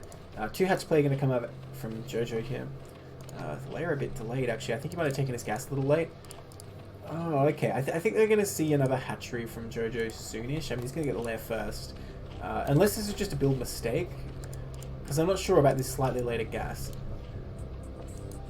Well, we'll see, we'll see. For now, he's just droning up. Oh, there's SCV. Doesn't want to die. Okay. Intriguing. Fiver's going for 2x Academy here.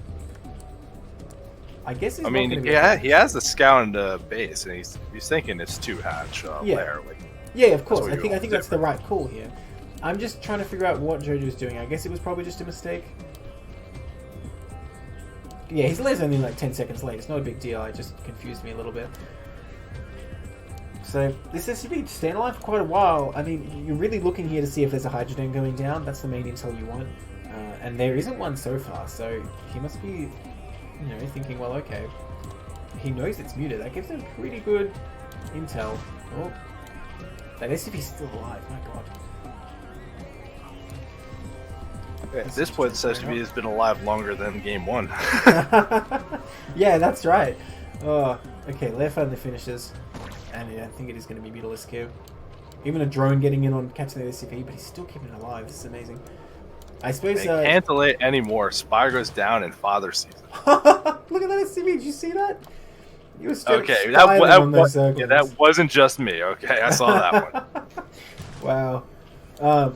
So, I think this is because Jojo only made 2 Zerglings. It's a lot harder to pick off that SCV. That's why Father was able to stay in there for so much longer. He's about to die to a Sunken though. Oh no, he keeps it alive. So he has full intel here. We'll see if he decides to throw down at 3rd Rax or if he's going to go teching here. I don't see an eBay yet, actually. Okay, it just started. So we got nerf SCV health, right? No. Is that what we're seeing here? Hell no.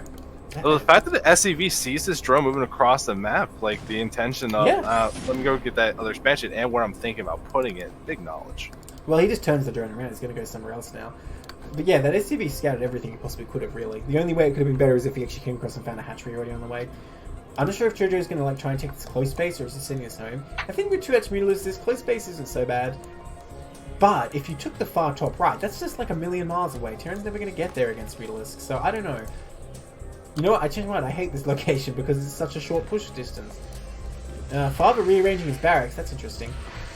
The only thing I could think of why you'd want to take this space as a Zerg is that with the corridors being so tight and so small, lurkers are like heavy value to defend the area because there's just so little of it. Of course, but Locust are a long way away, so it's more going to be Sunkens.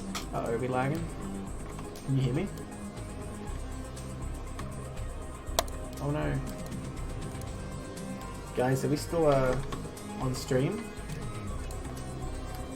I'm watching the stream, it looks good. I can see Save Zero timing out. Oh no. Oh, that's unfortunate. Someone in chat, please confirm the stream is still live. It's not just me looking at it.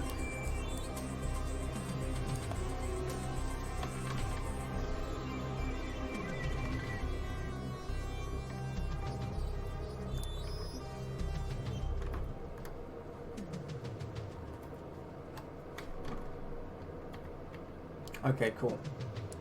Unfortunately, I lost my co-caster. I'm going to try and get him back real quick. Let me just...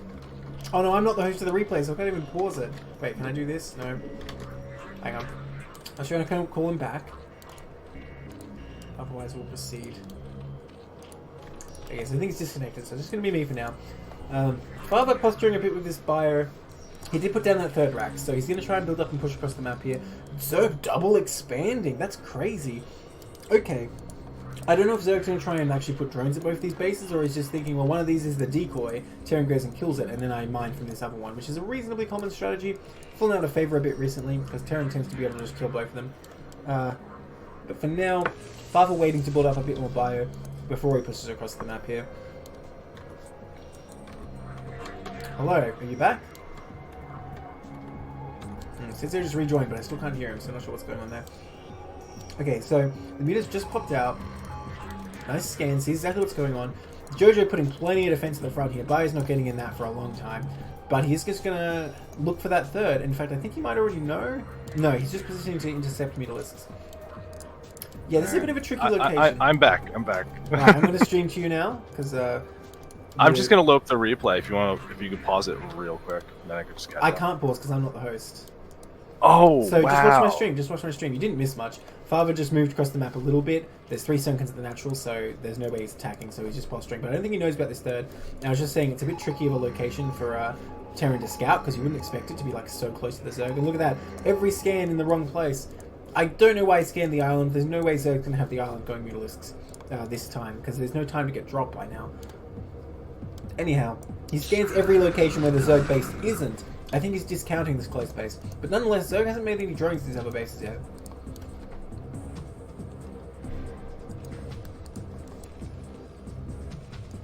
Okay, so Terran continuing to tech up. Zerg has not put any pressure on the Terran at all with these mutalisks yet. Just using them defensively. I mean, if he can secure 4 bases, totally worth it, right? Gonna have to start throwing Sunkens down. I mean, if Zerg gets all these bases set up with Sunkens, then he's in a really good position. I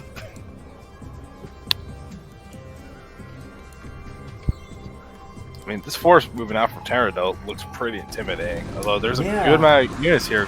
Reasonable surround coming out from Jojo. Oh, yeah, I mean, that's a lot of links coming in here. I think he will actually clean this up. Oh, wow. Yeah, great engage by Jojo. And now Terran's definitely on the back foot. Wow, you know what? I really like Jojo's position after that, because Zerg has these hatcheries now, right? And he has a very good window to just drone up now. Terran taking starport, though. He's on 4 bases. This is an extremely fast starport tech. Once those vessels come out, these mutalisks obviously are almost worthless. And there's still no Hydrogen or Queen's Nest. Okay, just going for a Hydrogen now.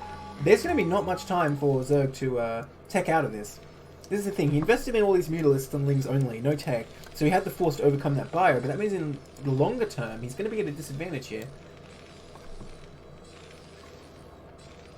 Yeah, I mean, he's got Father pinned back now with no third base really started in sight. It's buying him time he needs. It feels like the lurkers are a little bit later, but it doesn't really matter because Terran can't do anything about it. You might be right, you might be right. I don't know, I mean, with 4 barracks, you can rebuild a bioforce fairly quickly, and he's not going to have quite as many links, especially with this firebat in here. Terran +1 is finishing now. It's a bit of an anti-timing of that over engage. Hydra speed being researched. Is that a mistake, or is he going to go into Hydra lurk from here? Okay, Muta's finally coming in here. This is the first time all game they've entered this space. Get repelled by turrets fairly quickly. Yeah, that's more upgrades. I think we are going into a big Hydra-less focused army, but all these lanes get taken out basically for free. They do almost nothing. And this is the thing, right? If Terran can recover that bio fairly quickly and try again, if they just get a good engage, suddenly they can push it out of the map. But this base is so far away, it is going to be tricky. Well, here we go. I don't know if he knows about that third yet. I don't know which is the third and which is the fourth. I assume I'd call this the fourth and the close one the third. I don't get this decision to go into like Hydra. Like the position he's in feels good, but it's not like he's on like a giant amount of bases where he has this extra income. Where like investing in stuff like Hydra Lurk, it slows down your hive so much, and eventually that's going to be the tool you need. Father just scanned the third. He knows, and he's going to try and get in there. And yeah, these Hydras are useless at this point. Like, honestly, they're just dead weight. And they're going to help at all in this fight. And here comes Terran. Wide open door. Is Jojo a triple evolution? Yeah, I guess he is. Wow, that's crazy. Jeez. And there's no Hydras, like, they might as well not even be shooting. They do nothing. Alright, and Terran gets in there. I mean, that base is going to die, I think. They're going to try and defend. I wouldn't want to attack into a small choke through Marine Medic. That sounds like a nightmare. This is the perfect concave, right? They're just a shooting gallery to gun down all the Zerg units. All the mutalisks fall. All these Hydralisks can't do anything. And this base going right down. You know, the worst thing about this is that our father knows now that Hydra is going to be made, so he can throw down a bunch of tanks, although sticking with SK for now. This is the thing, against pure Marine Medic vessel, Hydrolurk sometimes can be effective, because tanks are really the bane of Hydrolists, of course. But father's sticking with the vessels. But taking out that base, definitely a big blow. So back down to 3 bases now.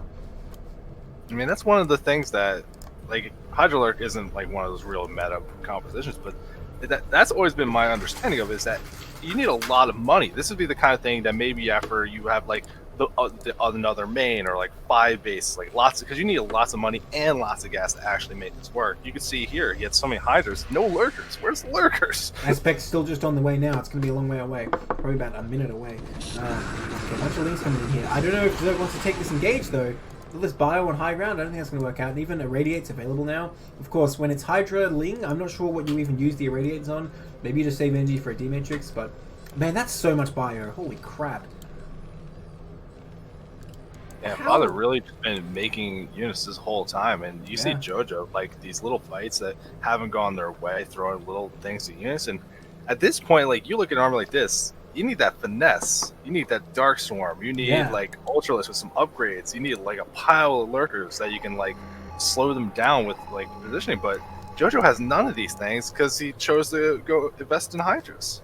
I'm not sure if Father knows about the top right base. He keeps scanning the main. And this is very sneaky, so take the natural. I would say all these Sunken's are enough, but in this case, I don't think they are. Lurker aspect just about to finish. Will JoJo have time to morph some lurkers? Even so, if Terran like sieges that location, Irradiates can do so much though, and it's not like Zerg has any answer to that. He doesn't have the gas to make a lot of Scourge, and he can't push back with Dark Swarm or anything like that. Yeah, I mean, I like a lot of what Father's doing right now. He's posturing on the map, he's getting the map control and pushing Zerg back. The only thing I would want is like no intention of taking another base. And like, he's in a good spot now, but if he takes one bad fight, like hold lurkers or something, get like a couple good shots off, he'll wish he was going towards that next step. Very committed. I definitely agree. To base aggression. I mean, against Hydrolurk in particular, oh, there we go, he finds the top right. Against Hydrolurk in particular, you really want to go for more bases, I think. But yeah, he knows about the top right now. Is he going to move up there? He has plenty of Irradiates to deal with these lurkers and such, and that's the thing. Once the Science Vessels are out, hold lurkers are much less of a consideration. And that's a lot of the time why Terran waits for the vessels. Terran being very cautious with the army here. I think he's expecting a big lurker counterattack or something. He's trying to intercept it. Not sure. I mean, he's been scanning around trying to find bases, but he hasn't caught eyes of the army, so maybe not fully aware of how little he should be expecting from his opponent right now. Is Terran playing TVP right now? Oh look, he finds the whole lurkers, no problem, because those vessels just see them, right? And now he can just irradiate all of them. I was going to say, Terran playing TVP right now, waiting for like 2-1 push with maxed army. Almost. Okay, so he irradiates all those lurkers. And he's just going to walk right around him. But here comes the big counter side. Yeah, there's that counter attack. Okay, so he has 2 bunkers here and like too much bio. So I don't think this is going to do anything. There's no way really. He even has a tank finally. Well, actually, wait. Am I dreaming? I thought I saw a tank somehow. I guess not. There's a tank in production right now, and some dropships as well. Oh, with his army. Yeah, with his army, yes, the tanks. Yeah, but a couple dropships on the way. This is going to be a really good answer to pull JoJo back in his base. He drops him at Marine Radic, but here comes a surround from Zerg, but he engages too quickly, and the Marines clean up everything. Oh yeah, there's just so many Marines here. It's doing so much damage. What can you even do? And those lurkers can't really do anything either. Getting surrounded pretty easily. And Zerg will lose this top base, like guaranteed, I think. Even has enough energy for like D-matrices. He could push those sections pretty easily, just by stimming those Marines. I think he will do so. Zerg trying to send out a few lings and such, but not really going to achieve much, I don't think. I mean, this is going to be so intimidating from Father right now. Yeah. He's actually adding on more dropships, so he's got this plan once he cleans up this base and JoJo's contained the 2 that he knows exactly how he's going to open his opponent up. Yeah, for sure. I mean, this is the thing, against this kind of composition from Terran, the answer is Dark Swarm, basically. That's what you need. But that's just not an option right now. In fact, I think you can start the Hive. I mean, that is a part of like why that build is meta and has been meta for so long. That it's just such a potent spell. It negates all of this kind of pressure from this very common force we're seeing from Terran. But here come these dropships, 2 full of units. This is going to be so much damage. It could take out the Hive. JoJo knows about this, but I don't know if he can really do anything about it. And that's how you know Zerg's about to die. If drops are going down, even if they put up their army there, they can't do anything. Yeah, this is just too much. There's a fight on the right side as well. Jojo trying to clean up some of the army on the top right, but he has nowhere near enough to actually do it. Yeah, crushing the rest of that Zerg army. GG. Father brings it back to 1-1.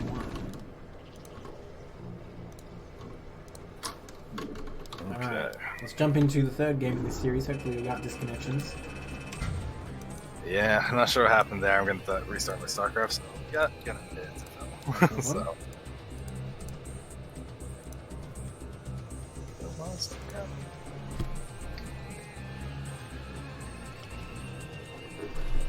Man, I think there's just a conspiracy against me today because now I've seen 2 games in like your stream, no Carbot, fun's over. I mean, was it StarCraft that screwed up? I thought it was just your internet, wasn't it? Yeah, but like I had to watch it on the share screen. Oh, right, yes. You're not using it. Yes, no, I never will. One day, you'll like fun. No, man. I play Terran. I like splitting the map and building 500 turrets and then just waiting 50 minutes for my opponent to leave the game. Alright, so we're going to game 3 on match point between these 2 players. Very different games between games 1 and 2, so curious to see what's going to happen. Yes, extremely different. And, you know, different player looking a lot more dominant. Like, you know, in game 1 it was like, wow, JoJo's going to win the series easily. In game 2 it's like, well, okay, like, what can JoJo do?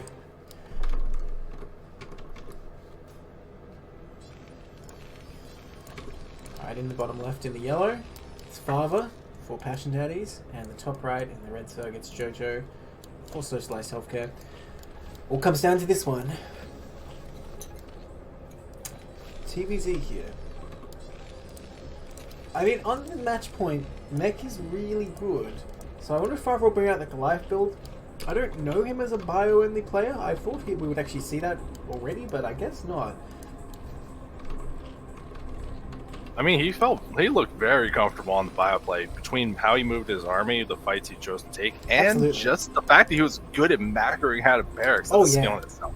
Honestly, yeah, that's the hardest part. Like, the micro is easy, just like every marine only takes like 20 seconds, costs 50 minerals, so you have to press so many buttons. So yeah, that's definitely the hardest part. Well, so far no proxy either. I'm kind of surprised that if he wanted a proxy, he didn't do it on this map where he knows where his opponent is. And you know, maybe Zerg gets a bit lazy, thinking I don't need to drone scout because I know my opponent is in the wrong place, my overlord will get there. And then you just throw down a BBS and suddenly... I admire the confidence from JoJo. I would always send my overlord down to that common proxy by that mineral third. I would just like, it's not that out of the way just to give it a quick. I think if you expect that, you send a drone. Because you really need to get this overlord in position in the early game before Marines can block it. Because it needs to be over that high ground to see what's going on there. It's very important. Okay, so we see an overpull, by the way, from JoJo. So maybe he does expect a proxy here, actually. Because I doubt this is going to be any kind of aggression. You can do this and go like one hatch lurker. Oh, I thought he was going to take gas. And I'm like, it is one hatch lurker, but no, not this time. So yeah, I think he's just going to expand with this, just a safe build. Trying to spot any proxies and crush them with lings. Because it's almost a win for Zerg if you go overpull and it turns out to be 8 Rex or BBS. Because it's difficult for Terran to even defend the first 6 lings. I mean, even just like the way this map's laid out, if you're going with overpull and you got that faster tech, and being a little bit quicker than your opponent's expecting on like a 2-hatch muter or a 2-hatch lurker, both seem very good on this map just because the architecture supports it so well. Well, in this case, it's not going to speed up his tech, I don't think, because he's going straight for the hatchery, right? If you go gas immediately and you start that land before the second hatch, definitely you can get some extremely fast timings. Usually lurker in that case. Because, you know, mutalists, you have to get quite a few of them for them to be good, but lurkers, you have like 3 lurkers, it's still pretty scary when there's no detection. Well, Father's going to get in here, he sees what's going on, sees the pool's already done. I assume Terran has to make a bunker here. Oh man, this drone harass.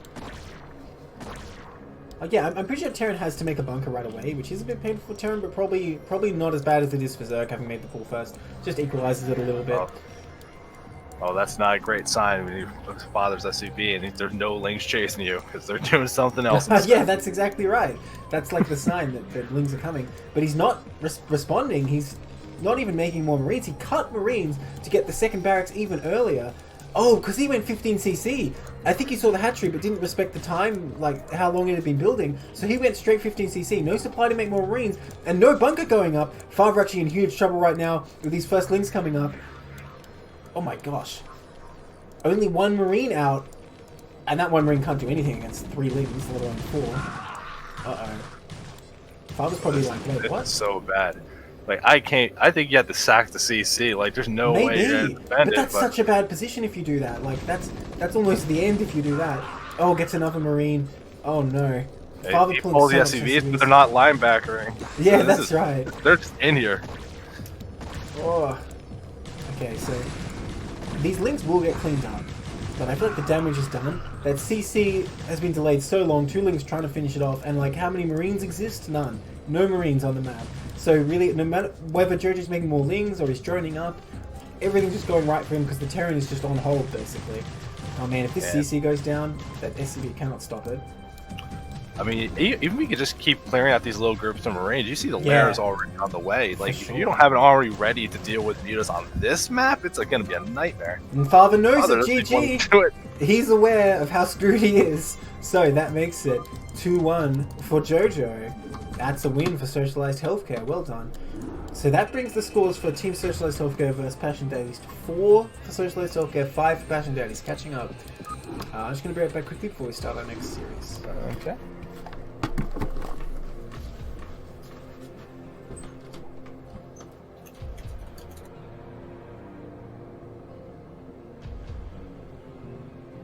Okay. Why am I like being okay? What is going on?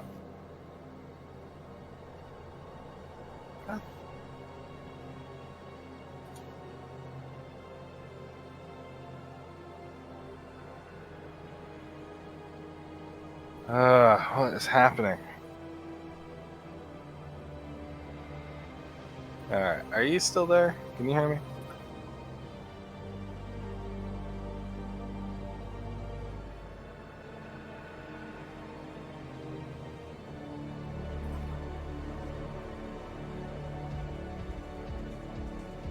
Streamer, can you hear you, Sates? I hear. Oh man, what is happening to my internet right now? Alright, I'm gonna just restart that.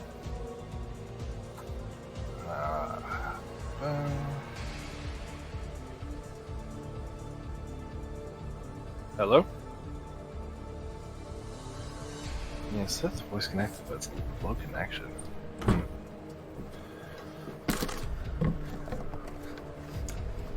Cold War Kids, can you hear me now? Because I'm back now. Are you there, Sitzer? Yeah, it's because I was literally not physically there. I AFK'd a second. Yes.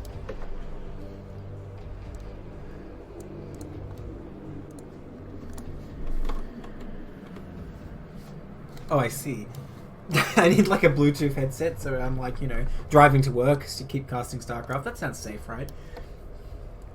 I've always wondered, can you like do like a radio cast of StarCraft for your opponent, not your opponent, your opponent. You guys are my opponents. Your viewers can't see anything. Like, they do that for regular sports, but I've always thought like you're really missing out on a lot, and people can only describe it so well.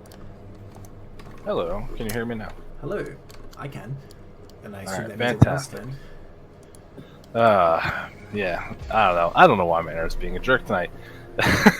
That's alright, I just AFK'd a second anyway, so it's all good. Okay.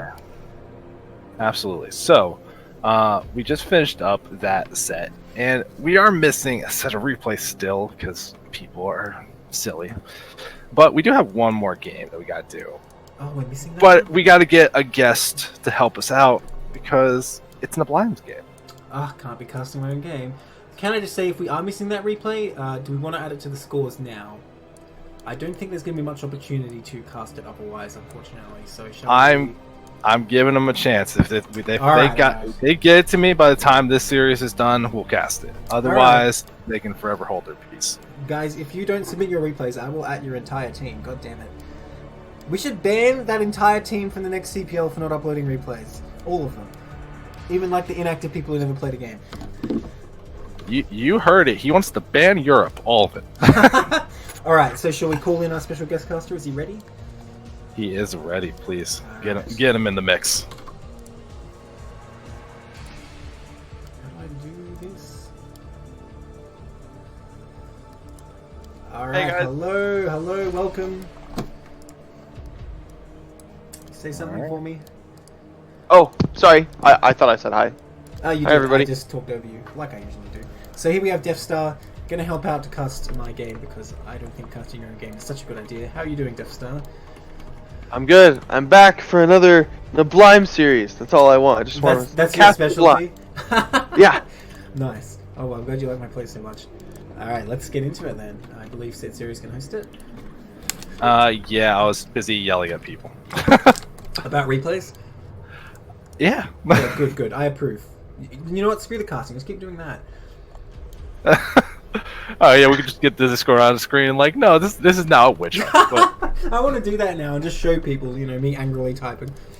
How dare you not submit the replays? You're killing esports. I got Think of the sponsors, guys. I got the game up, and I do want to yell at people more than watch TVT. Okay. Well, don't spoil them. We haven't told them it's a TVT yet. That should have been the horrible reveal where you're like, okay, he's Nebline, we know he's Terran, and look, he's his opponent. Alright, you guys ready? As soon as I start the game, I'm going to go on mute. I'm ready. I'm ready. All right, Alright, let's awesome. do it. Now this guy, he's so ready. He's switching to Zerg. Explain. I don't know. Well, Oh, we got Mars. Oh, Yeah, sorry. we got I missed Mars in the bottom left. It's the purple Terran. It's Mars, and in the bottom right, he picked black because he wants to hide from us. He doesn't want to cast. He doesn't want to play this. It's Nablime, our favorite co-caster. All right, hold up here. How did he get black as Terran? Every time I try, it doesn't let me get it. Well, Like, apparently he lotteried into it with random. Listen. You don't get to commentate. There's no typing. There's no defending yourself. I'm just gonna run my mouth, and you gotta deal with it.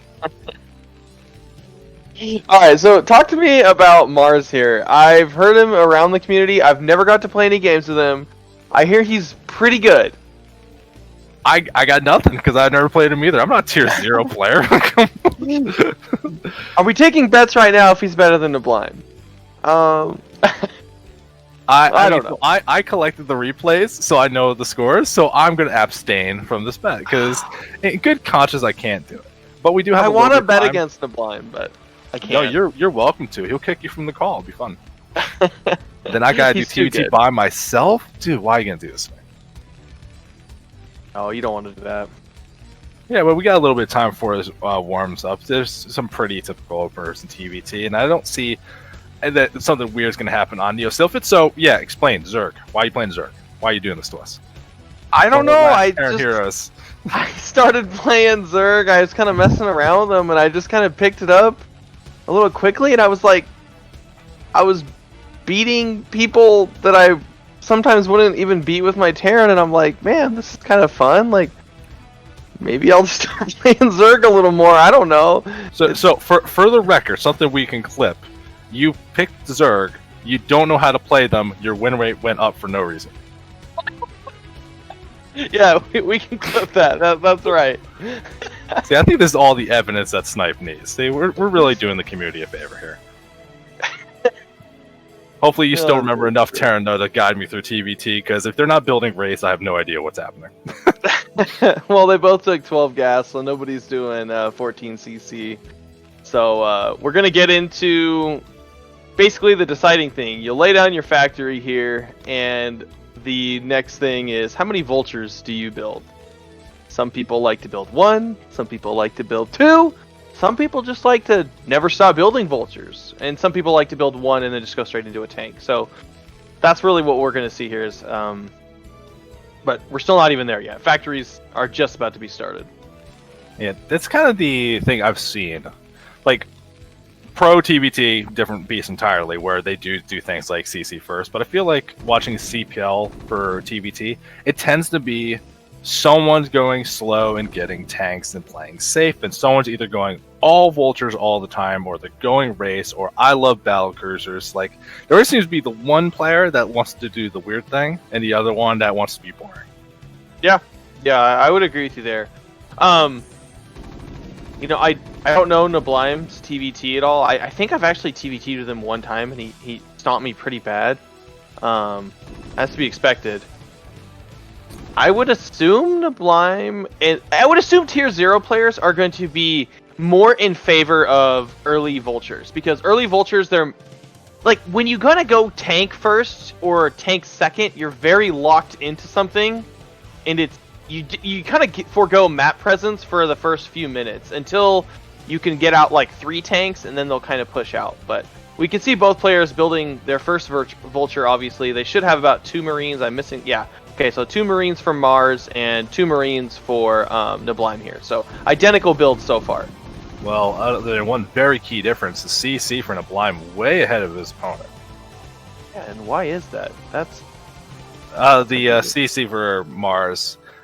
I think he was favoring getting other things started. Then the SUV was around to block it up a little bit. So just got distracted he was moving out his Marines a little bit, decided against that, pulled back. So I think just both players doing very similar builds, but Nablime with that little extra greed, that little extra economic focus, then really pulling a little bit ahead because of it. But it's down a couple workers, I think, because of it as well. okay.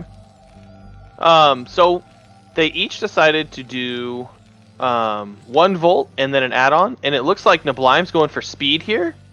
He's his second factory is a little bit later than Mars's, and it looks like Mars is going for mine. So looking at how this is shaping up right now, I like this for Nablime because it's kind of like slowlings versus fastlings, right? Like, fastlings are always going to be better, speedlings, and the mines really only protect you from tanks, right? And Nablime's not going for tanks right here. He's going for vultures with speed. I mean, you're also seeing, now we're seeing a little bit more of a deviation of Nablime actually adding on another factory, going up to 3, while Mars instead going for an armory, looking like they're going to play that longer game, get their weapons upgrades rolling. But this is a fact that Barrack's going to get in there, get that full idea of what's going on, and you figure that's got to make you feel comfortable. It's Mars knowing exactly what you're dealing with. I feel like dealing with a bunch of vultures coming at you, if you know what's coming, is a lot easier. Yeah, and Mars, if he's paying attention right now, he just saw the speed kick in with the barracks, and once he knows that, he should be laying down a supply depot or a bunker here, because this timing that Nablime's going for, you build 3 factories and you just run vultures right down their throat at the beginning of the game. So I'd like to see him maybe. He does have 2 tanks out already. It just kind of depends how many vultures Nablime gets to get out here. You kind of want to get up to like a kind of a high number where you could just kind of like ignore tanks and just destroy SCVs. Yeah, I'm still just a little surprised with how much faster CC was for Nablime. The fact that he's still actually down worker is a little unbelievable. Mars really on top of the basic macro going on. Here come these vultures, getting in position and looking like they're going to try something. The Bear's going to see that there's no buildings in the way. If you can get the opportunity to run past this stuff, you might be able to get in the main and really cause some havoc. Yeah, I think he's just maybe going to shoot 1 Marine and just dart into the main. We'll see. He's thinking about it. He's rallying some more vultures up right now. Okay, laying some mines. That's really good for the inevitable counterattack that will happen after this, because when you don't go tanks and they do, like I said, it's about you forego map control for only so long. But here we go, vultures coming in. Oh. Yeah, it gets a couple Marines, but nothing else. I was actually expecting the mines to be on the tanks and put that pressure on, but I think knowing they're going to get cleared out too fast, and here comes some Goliaths to really help out with this, but right into the minefield. Oh man, this fight not going well for Nablime. These Goliaths pulling their way, so good at killing things. You can see one of these guys down to 1 health, barely surviving, skin of his teeth. Yeah, and I think Mars did like the perfect response to this, because he knows he's forgoing map control, but Goliaths are excellent mine killers, and they're also very good against vultures. They DPS pretty quickly, they tear through vultures pretty fast, so I think he recognized it with his barracks, saw the 3 factories, and responded perfectly so far. Yeah, no, this is working out well, but that barracks going down from Mars, he's going to have to end up rebuilding that at some point, but does get the factory started, so it's going to be on 4 for a little bit, not critically important to get going on that.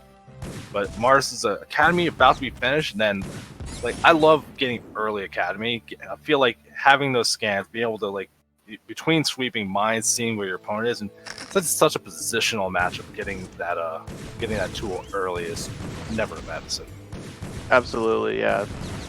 Scanners in this matchup are pretty much everything, right? Because you got to know which fights and how deep their tank lines go, right, before you just kind of move into them. So scanners are huge here. Now, one thing Nablime can do, he has map control with his mines, so I like what he's doing. He's going to set up a nice forward position. Got to be careful. Ooh, a mine almost went off. He's going to set up a nice forward position. So this is kind of what you want to do, right? You always hear about TVT, you kind of take territory. Like, if you're more on their side of the map, they can't really be on yours. Like, it's not like you can do quick counterattacks in TVT, so. Unless you get dropships in the mix, absolutely. Through that. Now, the one thing that I'm seeing here in the Blind with that early Vulture presence, even though he can get run by, get some big juicy kills, the fact that he got a little bit of that map control, got that earlier expansion, but has the favorable expansion. The Blime's third has a gas on, while the one Mars Chuck is only a mineral base, which not exactly what you want in this matchup. Yeah, very, very good point. The third gas is really crucial in TVT. Like, Blime will be pumping tanks here, and I mean, you can still produce a fair amount, and it still comes down to engagements, but definitely having the third gas, I would consider that an advantage. Yeah, I would say so. The biggest advantage that Mars is leaning on right now is his macro has been very good, still up on workers, still getting everything rolling the way he wants it to, but being very proactive with the upgrades. As the +1's about to finish, that science vessel will be done, science facility is going to be done as well, so you can get right to that +2, that critical mark where siege tanks become so much more effective. Yeah, exactly. Very, very good point. He's gonna have, instantly as that science facility finishes, he starts to +2 attack, and that is a huge upgrade in TVT. Adding on that second armory too. This guy is playing for the late game. He's not in any rush, but you can see him starting to push out in the middle of the map. Finds a couple tanks spread out, gonna get some damage done there, cleaning up a little bit of this control that the Blind had, pushing him back. Yeah, good engage here by Mars. Cleans up basically 3 tanks. Got to be a little careful here. Nablime sieged up a little earlier than him. Good mines going down. A big mine gets to connect. Oof, that was a big mine. Without that, I think this would have went really heavily for Mars. Even though the Blind got the earlier siege, the fact that Mars had those couple extra tanks and they already have that +1 made them a lot more effective in the fight. Great game so far. Look at the supply, 82 to 81. Can't ask for a more even game going right now. Yeah, absolutely. We're seeing Mars trying to get a little bit of that map control, Vulture group over to the right side, but the Blind already being very diligent, has tanks in position to make sure he's protecting his bases. But really, we're just checking to see what bases are taken or not. Scans going down just to see what the army movement looks like. I do have to say one thing though, Mars is a little bit lacking on here. Is look, he's just now transferring SCVs to his third base. Oh, mine's going off in the third of Nablime. Getting some free tanks here. Yeah, there's 2 tanks. That was a big hit. Loses the Vultures, but gets plenty in return for doing it. And that defense that Nablime had set up, he's going to have to reestablish that, which means he's going to have to pull some of these guys back that he's got so far forward. I like what Nablime's done here already. When you kind of know you're going to get into late game TVT, we see a couple Vultures here take out another tank. See how he's got a missile turret down here at the bottom left. He's got a missile turret up here at his 4 o'clock base that he's eventually going to take. I guess he's going to take the 7 o'clock base first. I like that too. I mean, either one's good, but just getting turrets up and knowing you're going to be safe to drops is really important. If you can get those turrets up early, shut down drops, it makes you feel so safe. Yeah, I mean, it sounds weird to expand so close to your opponent, but if your opponent's still focused, like, they're not switching into air tech or anything, so I think this is okay. It's going to be hard to actually push your way through that without giving yourself the vulnerability elsewhere. But Mars using his Vultures on the map, trying to just get a little bit of that positioning, pushing the blind back again towards that third base he took. But the tanks aren't there this time. But here comes some vultures. They might be able to get some good kills.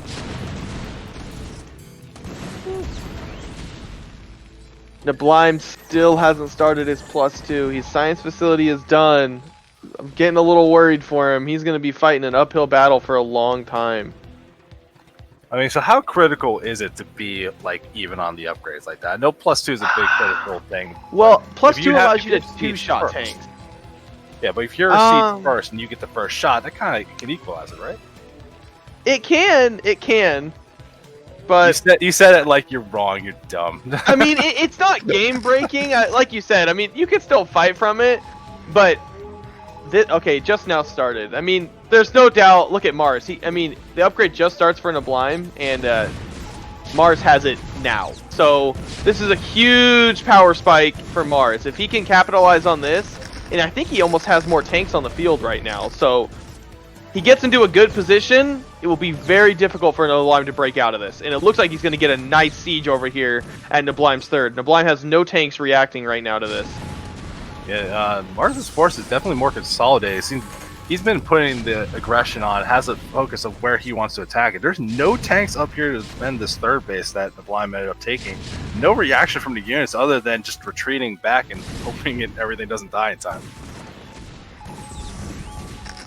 Laying some nice mines here for Mars. I like what he's doing. It's going to be really annoying to retake this. And if this is the part where I'm talking about, if Mars gets sieged first right here, that +2 is going to be huge. The Nablime not even trying to siege through, wants to just make sure he has that higher DPS since the unit count's so low and ends up clearing things without losing too much. Good play. Good save by Nablime here. But look at Mars. He's kind of starting to pull away here a little bit, I feel like. He needs to take this base up here. Nablime, though, he does have the 7 o'clock base. And I wanted to mention this earlier. What's really nice in TVT about the base that Nablime has taken, or any of these high ground bases, if you just put a few missile turrets in a couple tanks, they're almost unbreakable, because there's not a lot of drop space, right? It's not like you could, take 5 dropships in there. If you just put like 5 or 6 missile turrets, you take up a lot of the surface area, and the dropships will die really quickly. So these bases are tough. Speaking of drop space, over at that 11 o'clock expansion, a couple of vultures being dropped right on the tank. Missile turrets trying to be added here, but I think can get added in time. They're going to be able to deflect the dropship. But the vultures just shooting the tank one-on-one. No reaction from the tank, but it ain't going to die anytime soon. This is kind of funny to watch. We got a good siege up here in the middle of the map. This looks a little rough for Nablime. He needs to pull out of here, I think. He's going to lose every tank. Yeah, a lot of these fights, it feels like just Mars is a little more consolidated with the army, and like a little more intentional, where it's like, oh, I got these tanks here, we're good to go, or Nablime getting caught on siege and just trying to walk forward and get the fight going, but not going quite his way. And you can even see now, like, you look at supply, Mars a little bit ahead despite the worker deficit, with a giant bank of minerals, which, I mean, the way he's playing, that I'm sure he would love some more vultures. Yeah, he's got to get that other gas up here. And that vulture you mentioned, he did take out that tank, so and killed an SCV, so I want to give him a Medal of Honor. We got to give him a shout out. A vulture soloing a tank. That's ridiculous. that base that all that happened at that 11 o'clock did get delayed very significantly from an early vulture mine from earlier in the match. So Nablime proactive about trying to control these bases and slow Mars down, but now that he's got everything established, the position looks good. I just don't know how Mars is actually going to take his pseudo high ground that's by his main, because with so many mines there and the vision already there, that's going to be a pain to actually take control of. Yeah, exactly. So I kind of actually am liking Nablime's position a little bit here. The one thing he's lacking on right now, I feel like, is he's keeping his money low, so I guess maybe I'm wrong. I feel like his factory count is not as good as Mars's. Oh, look at all these dropships in Mars's main. He's going to go for a Doom drop here. Look at his natural. He's going to load up a lot. Yeah, see, this is what I like seeing in this matchup, because like it gets so entrenched, the positioning gets so annoying, especially when mines are kind of everywhere. This is the kind of thing where it's like, we're not playing this cut the map in half, hour and a half kind of long game. This won't be a YouTube highlight. This pulls things out of position and gets some action happening. And especially that 7 o'clock base from Nablime looking a lot more vulnerable now. Yeah, it's a little bare. He doesn't have any tanks and only 2 turrets. I don't think that's enough. But let's see. Some Terran players use these draw chips more for like offense. Oh, okay. As I say that, I think he is gonna head to that 7 o'clock. So we'll have to see what this does. Oh, we see Mars trying to engage in the middle of the map, catching a couple tanks unaware. Here comes the drop during the distraction, though. See if that can get something done, and hopefully doesn't attack on the anti-timing. +3 for Mars, about to finish. It's so close. There we go. A couple turrets. Not gonna get much. And this base, we can say goodbye to this. That strong move from Mars. Love that commitment to the Doom drop.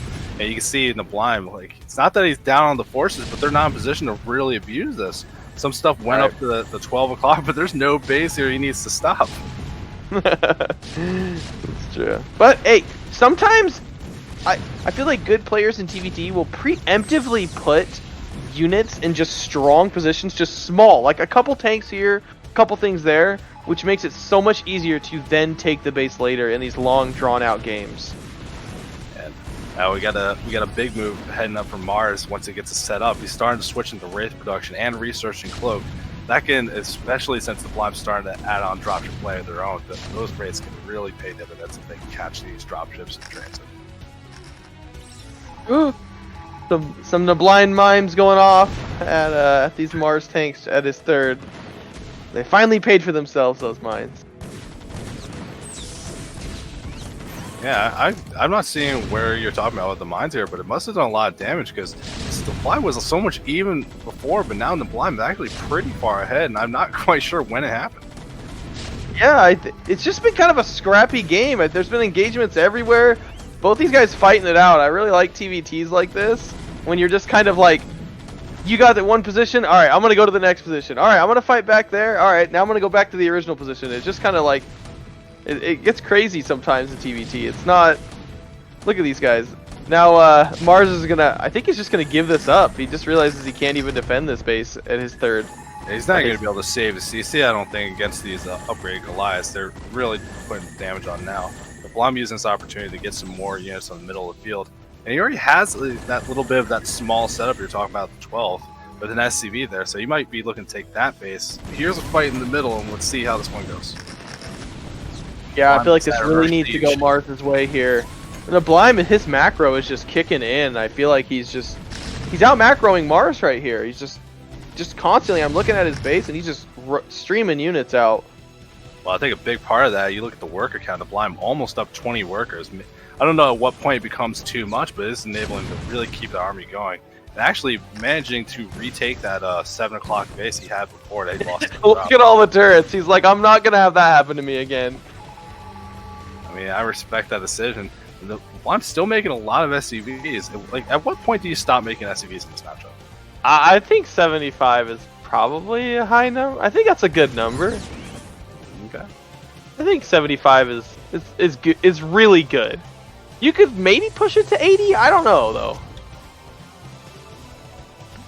Uh oh, Vulture run by here from Mars. We're talking about the Blime's SCV count. It's about to plummet here.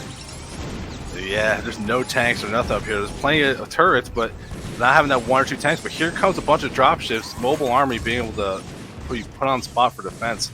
Mars has a bunch of tanks already sieged a little bit away from this. So if he can retreat these vultures, I don't think he can actually pursue it. I feel like Mars is missing a little bit of opportunity here. If he just unsieges those tanks, his vultures are carrying him through this. He could kill the CC. But I think he's given the Blime a little chance to respond here. Well, I mean, the fact that this attack is going as well as it is, and I keep looking over on the production tab, a bunch of raids being made, but they haven't been used yet, and here goes that first squad, 4 of them in the middle map, and it looks like he's leaning towards the 12 o'clock, see if he can shut the space down before it gets started. Yeah, you know, I don't really like the race here from Mars. He only has 1 or 2 bases actually mining gas. He's about to be depleted at his natural Kaiser. He is depleted in his main.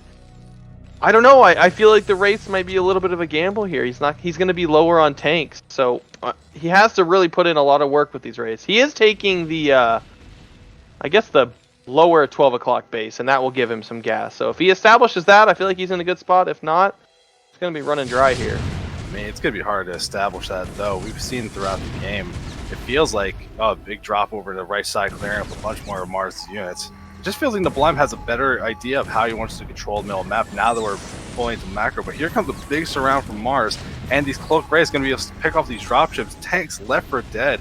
This is a big win for Mars. Yeah, this is big. If you can kill the dropships, oh man, resetting the dropship count in TVT it feels like the best thing in the world, because you know you're so safe. You like, okay, I don't have to worry about drops anymore. Oh, but he's gonna lose all of these rays, and this is not an uncommon thing, trading rays for dropships. It's not the worst thing in the world.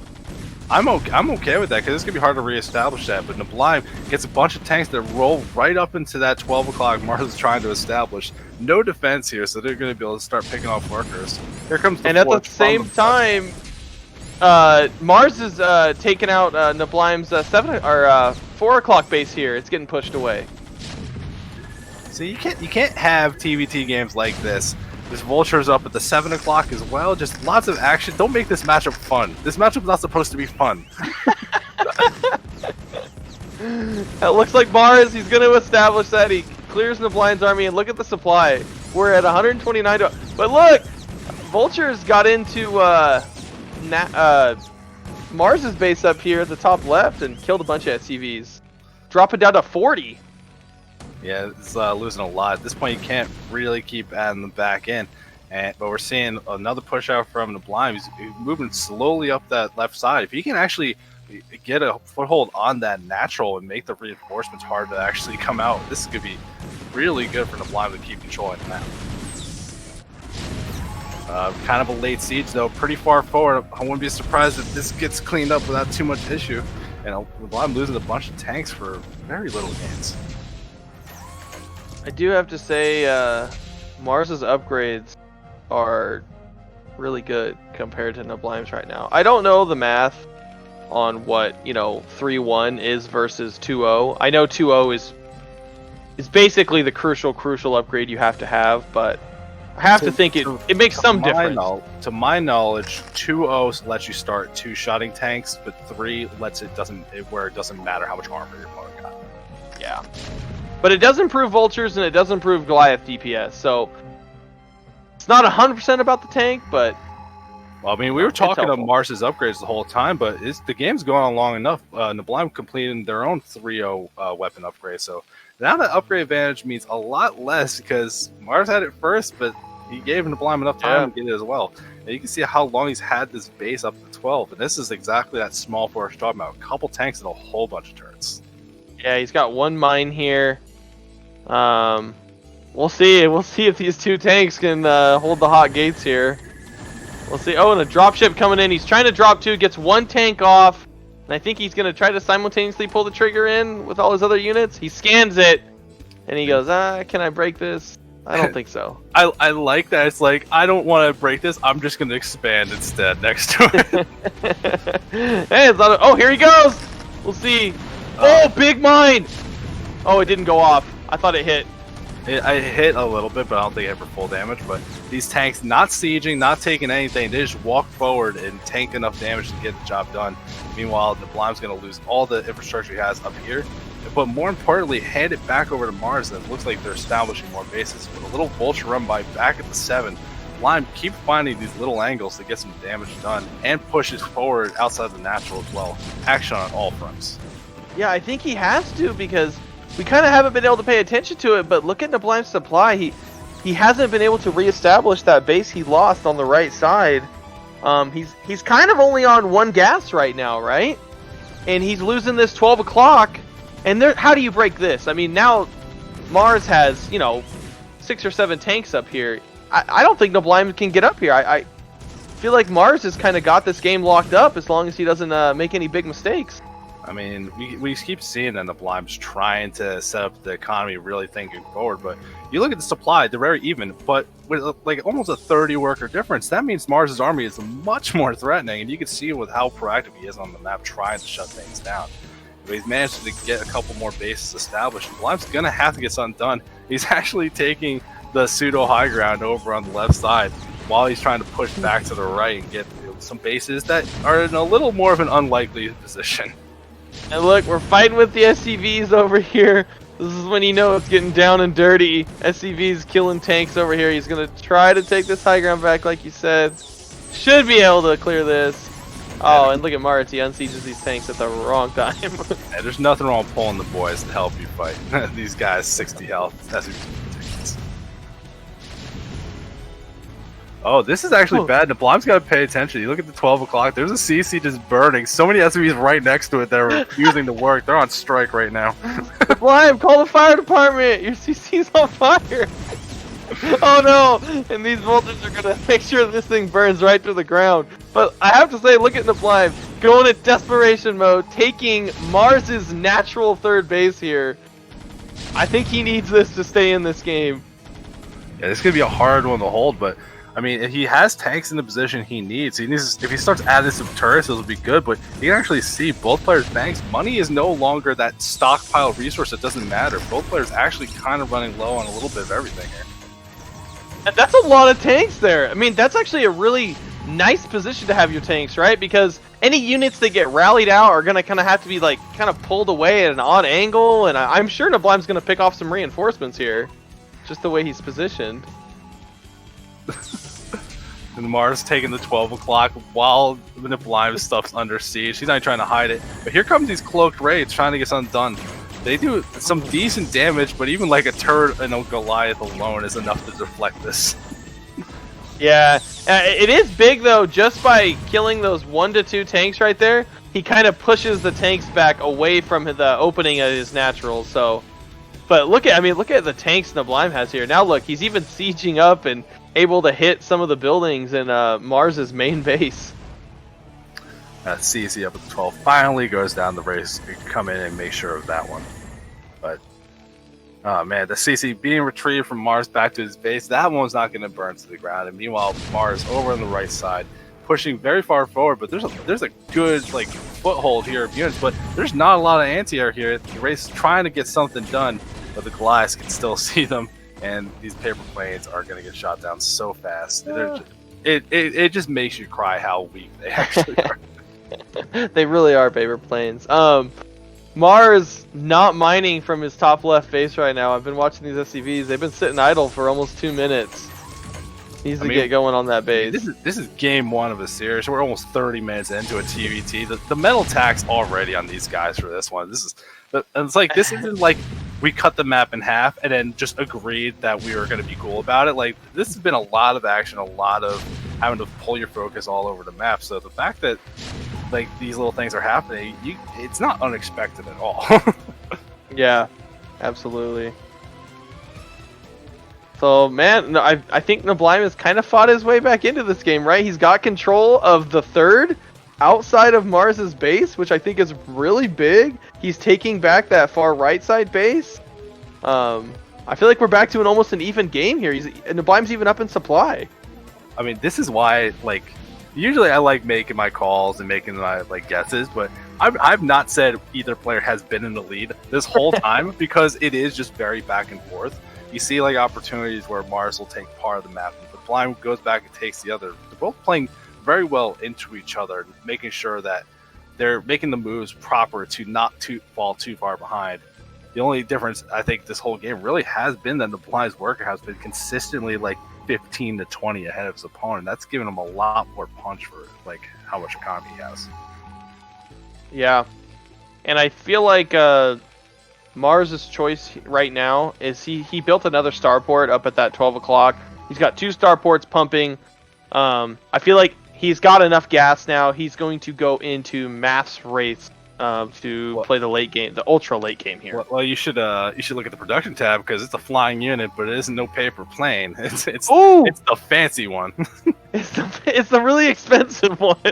Into BCs. I mean, when you're going into this late game and resource becomes a problem. Yamato cannon is a very good resource. Rechargeable, killing a tank is super essential for when you just don't have money on the map and you're trying to siege out positions like this. Like, if you have Yamato cannons in this top right, how is the Blime ever going to hold this mineral only just attempting to take right now? Yeah, it's a really good point. We'll see how fast Nablam can respond to this. When he notices it, you'll see a bunch of Goliaths go up on his production tab. He's I walking don't think he through at the quite 12. knows yet. Oh, here Walking we through go. the Yeah. 12, taking a lot of damage. Like, he has enough force to get through, but actually took significant hits from the couple tanks that are already there. And Mars has that second wave ready to protect the 12 o'clock. He's protecting these starports that are about to finish another battle cruiser. And there's just not a lot of Goliaths. The battle cruiser might have enough to actually just fight that straight up. But actually, he's retreating away. He feels like he needs to give this one up a little bit. Yeah. I have to say, Mars traded pretty favorably at the choke right there and got a lot of Niblim's tanks. I think he traded like 4 tanks for like 6 or 7 of Niblim's. And look at Niblime wasting no time. Oh, that's an engineering bay. Okay. I'm not quite sure why he's building. Did he lose? Oh, he lost his eBay. That's right. It got picked off. That was floating above Mars's main base. Oh, I can't keep up with this game. cruisers just fighting Goliath straight up, dies so quickly. That's just a tragedy.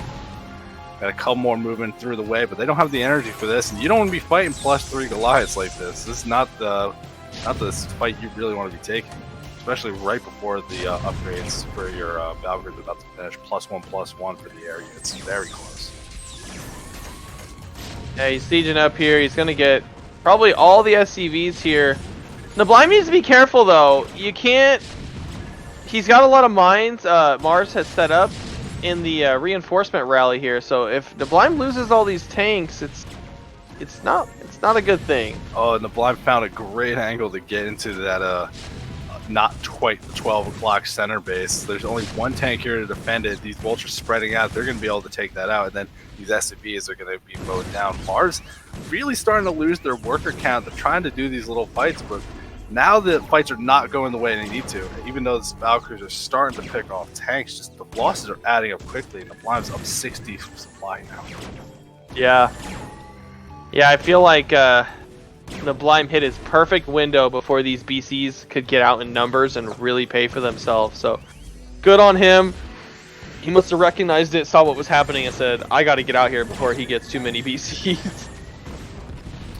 Yeah, I do think that's one of the easy things, but you actually look into Blime's money, it's a lot of minerals, and he has a decent amount of gas banked up. If your opponent tries to go heavy BCs, you can switch into a big Goliath play and actually be in a pretty reasonable spot. Although I would love to actually see science vessels with EMP to keep shutting down the Shimada. Yeah. These BCs, 2 BCs up here at the north, they're getting a little work done. They got a few tanks. The Goliaths aren't out in too many numbers. And now Niblime, I see his production tab. He's got a bunch queued up. But they're kind of dying one by one right now. I'm not sure how many more BCs we have. 2 more just pop. There's a couple more on the top side, but they're fighting Goliath. Oh, Reinforcements no. coming in. They're not going to be able to escape this one. And finally, we get a tap out from Mars. What a game 1. What a game. That was a great game. That's the game that turns you into a TVT lover. Right there. No, it makes me not hate it with a burning passion. We'll settle for that. Let's not get greedy here, okay? That's definitely a very fun game 1. Both players really shown that they are comfortable playing the matchup properly, really playing for position, going and attacking weakness from their opponent. So I'm curious to see if either player decides to change anything about game 2, because both players looked great in game 1. Why would you? And look at this. Oh, sorry. Go ahead. Introduce our players. Oh, well, you're not the boss of me, but since you give me the Oh. opening, let's do that. In the top right, it's our purple Terran, choosing the same color again, because he wants my life to be easy. It's Mars. And then the Blives down the bottom left. Gets the dark blue, pretty similar color, but keeps advocating he's random, but really, maybe he's just doing the high-level troll that we can't compete. I think he is too. So, we got a big map here. They And just played an insanely long game. Yes. And now we have cross spawn. And Eddie... Eddie late game TVT... I think that this one turns into more of a dropship game, because the bases... There's not really, good bases surrounded in the middle of the map. It's like, we need to take other main bases, or other naturals, right? You have an easy third. And after that, it's kind of vulnerable to anything. So I think a big part about how this game is going to pan out, if it doesn't like end really early, if we do get into a later stage, is those two islands at the 12 and 6, who can actually control them. Because if you can get there and you put all the turrets up, it's yours. But who's the first one to get it? Because you're probably going to get your side of the map, and those are the two you're going to have to contest if it gets late enough where you're really slicing it all up. yeah, very good, very true. I always forget about those island bases. Oh, I lost one game to them, so that's it. I'll remember now. Scarred in your memory. Yeah, you'll never forget that. So it looks like both players. Let's see. The blind takes his gas. Okay, Mars takes his gas, and the blind will take it. So we're gonna have identical builds here again. Yeah. Yeah, I don't think Just we're going regular- to see anything too weird just yet, but remember in game 1, that first deviation was that the blind ended up getting that second factory and then the third factory, while his opponent chose to get a little more of the armory, a little more of the tech focused path, and that's where they diverged. So not too far into the game, but I think both players comfortable just making sure, well, let me just get my factory, let me get a CC up, let's move into the mid game without having to do damage to stay in it. Yeah, both players scouting the close positions first. There's not really much you're looking for in TVT, just making sure nobody BBS'd you or 8-raxed you. But after that, there's really nothing that could kill you. I mean, I would say there might be a little bit of a threat on a map like this, that if you don't actually manage to establish your natural, your opponent can force you down the ramp. Breaking back up it sounds awful. Oh yeah, for sure, for sure. So like the blind in game 1 was a little more of that vulture focus to get that map control. I actually see that being like a really favorable style of this map if that's the way you like to play. Just if you can manage to force them back, or at least make them commit to getting a bunker and walling off a little bit, like make them spend the extra money to make sure they don't lose the natural. And this has to be just walking right by the Marine. He just waves. He has no intention of shooting them up. He's a pacifist. He didn't even want to be here. Both players doing the exact same thing. The scouts got there at the exact same times. They both see, okay, factory expand. Alright, land a normal TVT. Banking up those minerals. They're about to drop their CC. Yeah, no one's got to feel too bad about a situation like this. Now, like if you're in this kind of spot though, that you see we're both doing mirrored openings, and then you're cross map on a map like this, are you extra greedy? Do you go for that third base, or do you try to commit to a push and get control of the map early? You know, I think for me, if you're cross map here, I think you play this one just standard and safe. Just make sure you're not going to get overrun by vultures, and I would say just try to get into an early economic and upgrade lead. Just get yourself prepared for the late game, because I don't think anyone's going to kill each other very early. It's hard, right? Cross map. So, you know, get your upgrades, get your tank count up, play for that type of game. Yeah, I would say, like, I don't know how the matchup plays out as much, but I would imagine that, like you were saying, like, well, play for your economy and get your tech up and get your upgrades up. I think maybe choose a couple of them, but I feel like if you're going for all three, you are opening the door if your opponent does want to just slam down a bunch of factories and go for some kind of early time push.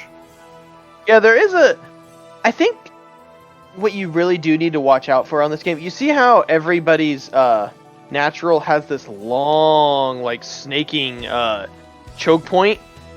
If anyone can ever get in front of your natural here, which is the way I forgot I actually like to play this map this way, is I like to go for like a 3 factory or a 4 factory and just pump tanks and slam them down in front of their natural. Not so close that I have to risk taking damage, just making it so their units are going to choke out.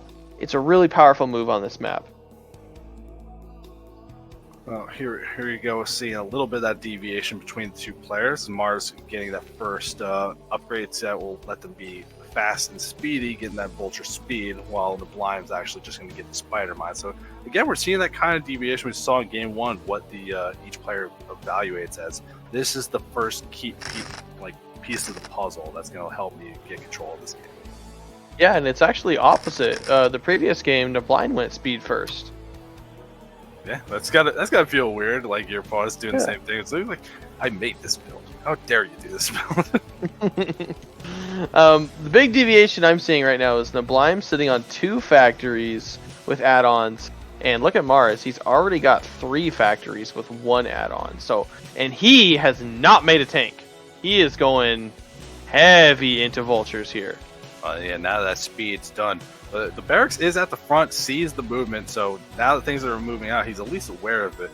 There's some mines in the middle map, but they don't do anything to vultures, so Nope. we're going to see if the blind's ready. No buildings added to really choke this up yet, but there's a lot of open space in this natural. These vultures might just fly right by these guys.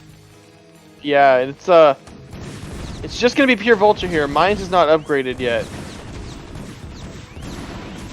Yeah, I don't like this fight. He tried to target the tank early, then switched to the vulture. A little indecisive. Takes a lot of losses that really didn't go well. It looked like he geared up for this attack. He gets deflected rather easily. Now the blind's back on the map instead. Has the spider mines finished, so he can get a little more of that map control he wants. Just pushes them away, falls back, and feels comfortable that he's got a worker lead. His expansion looks great. He's starting to add on some extra buildings. Like, he's getting ready to move forward into the late game. Yeah, and look at Mars doubling down here, still pumping vultures.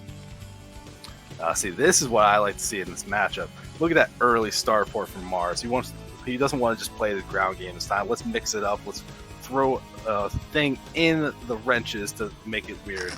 And I think he might be going for that Wraith play we saw very late last game, but he did seem pretty comfortable with it, so I don't mind if he wants to go for it early. I'm gonna say I think he's gonna go for drops here, just by the number of vultures he has. Race is a good thing to do right here. It kind of delays their tank pushes when you're going heavy into vultures, so it could be Wraith, but I also think he could be trying to just get a dropship and go for a vulture drop here. That's definitely possible. Now, Mars has that pretty decent control of that kind of big concave area you were talking about. So we're going to see if he can actually maintain this and get something going here. But that barracks sees everything, sees the tank count, so he knows like how little he wants to really push in and get something going. Oh, mine went off. Damages 1 tank, kills a vulture.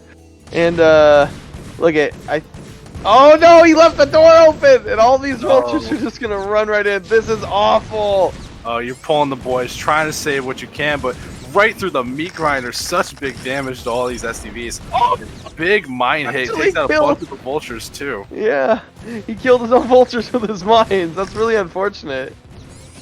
Yeah, end of the day, this did a good amount of damage, but it didn't do as much as I thought. He lost a lot of vulture for this. If you actually look at the worker count, it's almost even. It's not that bad, and it's going to get cleaned up by these tanks very quickly. Really could have been a lot worse given how many just freely waltzed into the main. Yeah. Yep. I thought it was going to be a lot worse too.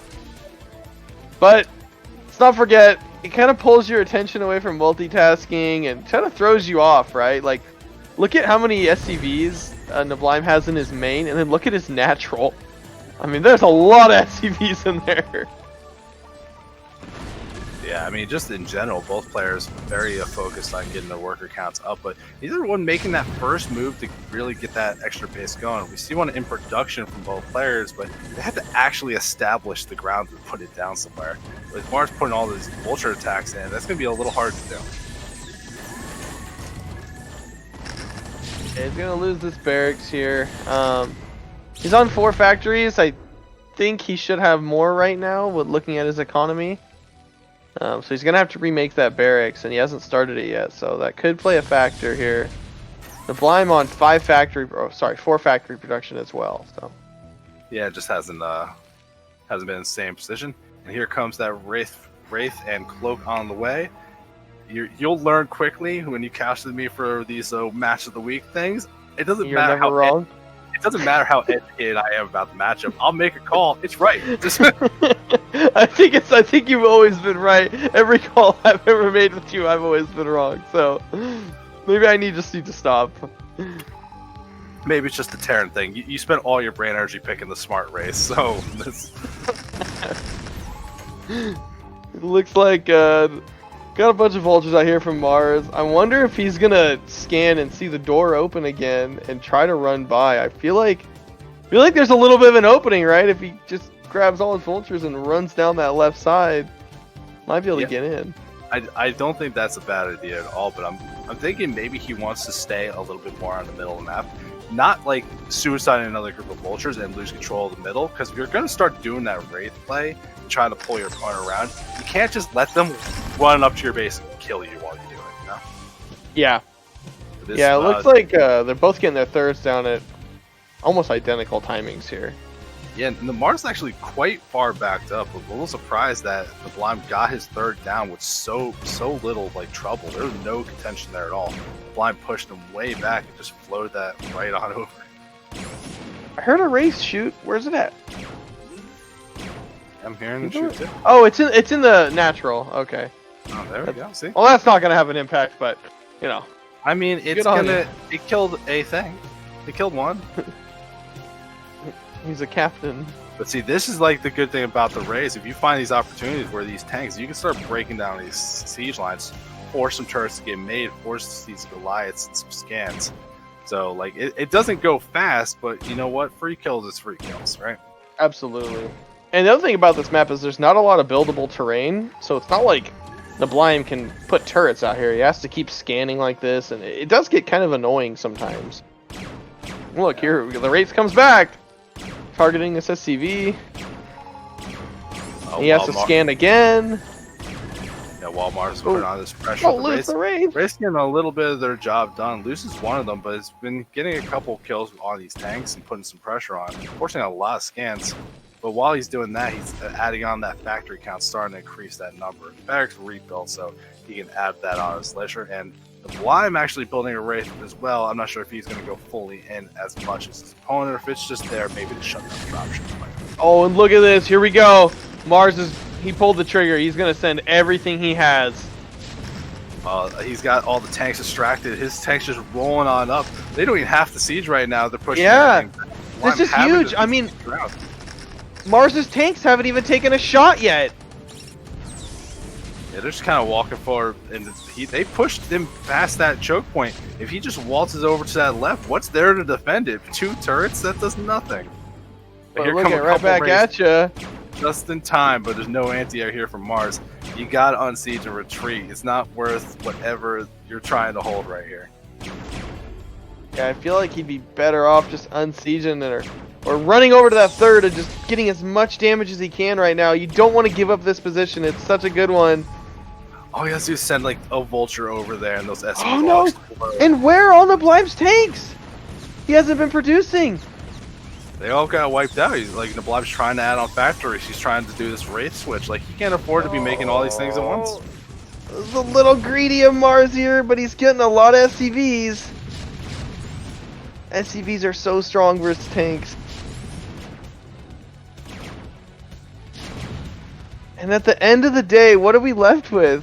Mars still down in workers, but he's getting a position established. If he gets these turrets up and gets tanks outside this the choke point of Mars here, the Blind will be in a tough spot.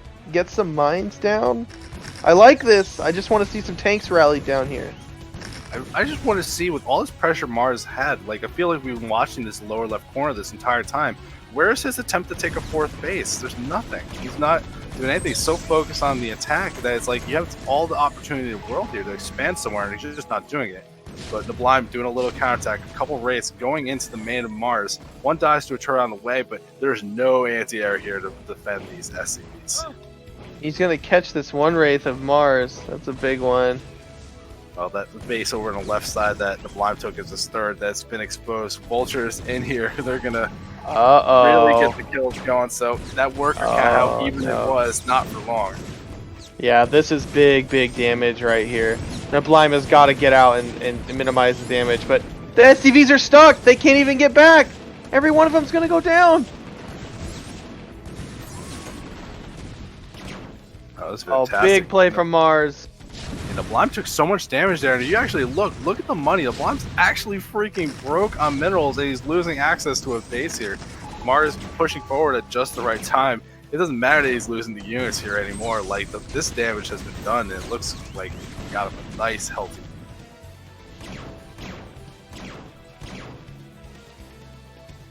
I hear Wraith. They're over in Mars's base, still just killing stuff.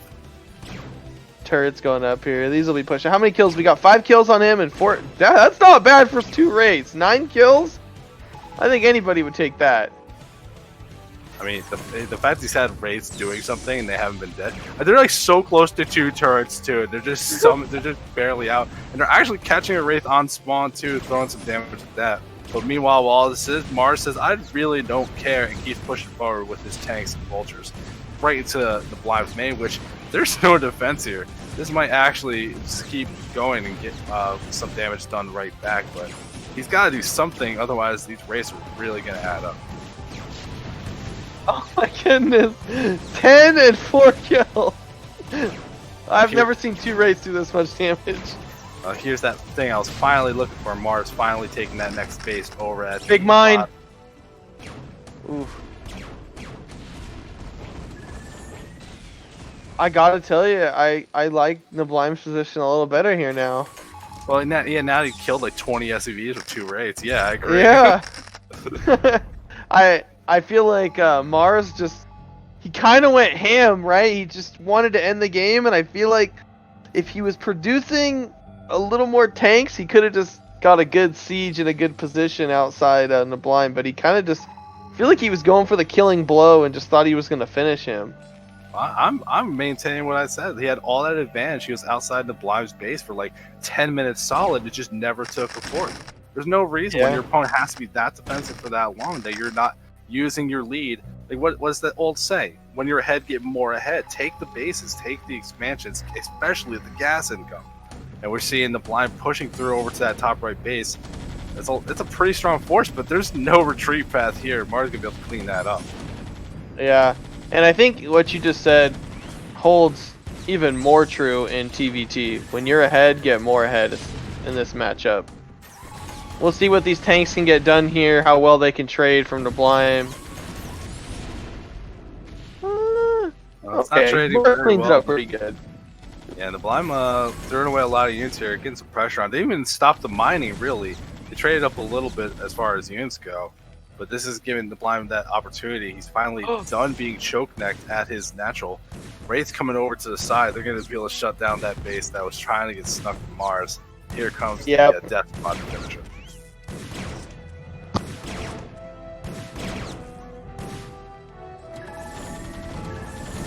We're seeing here Mars trying to get something going. He's actually transferring a giant bunch of SUVs down to that corner. Hopefully you realize it before it's too late, because you don't want to just throw those down. This is a little greedy, right? Like, I don't know. You haven't even got the bases. Okay, he does turn around.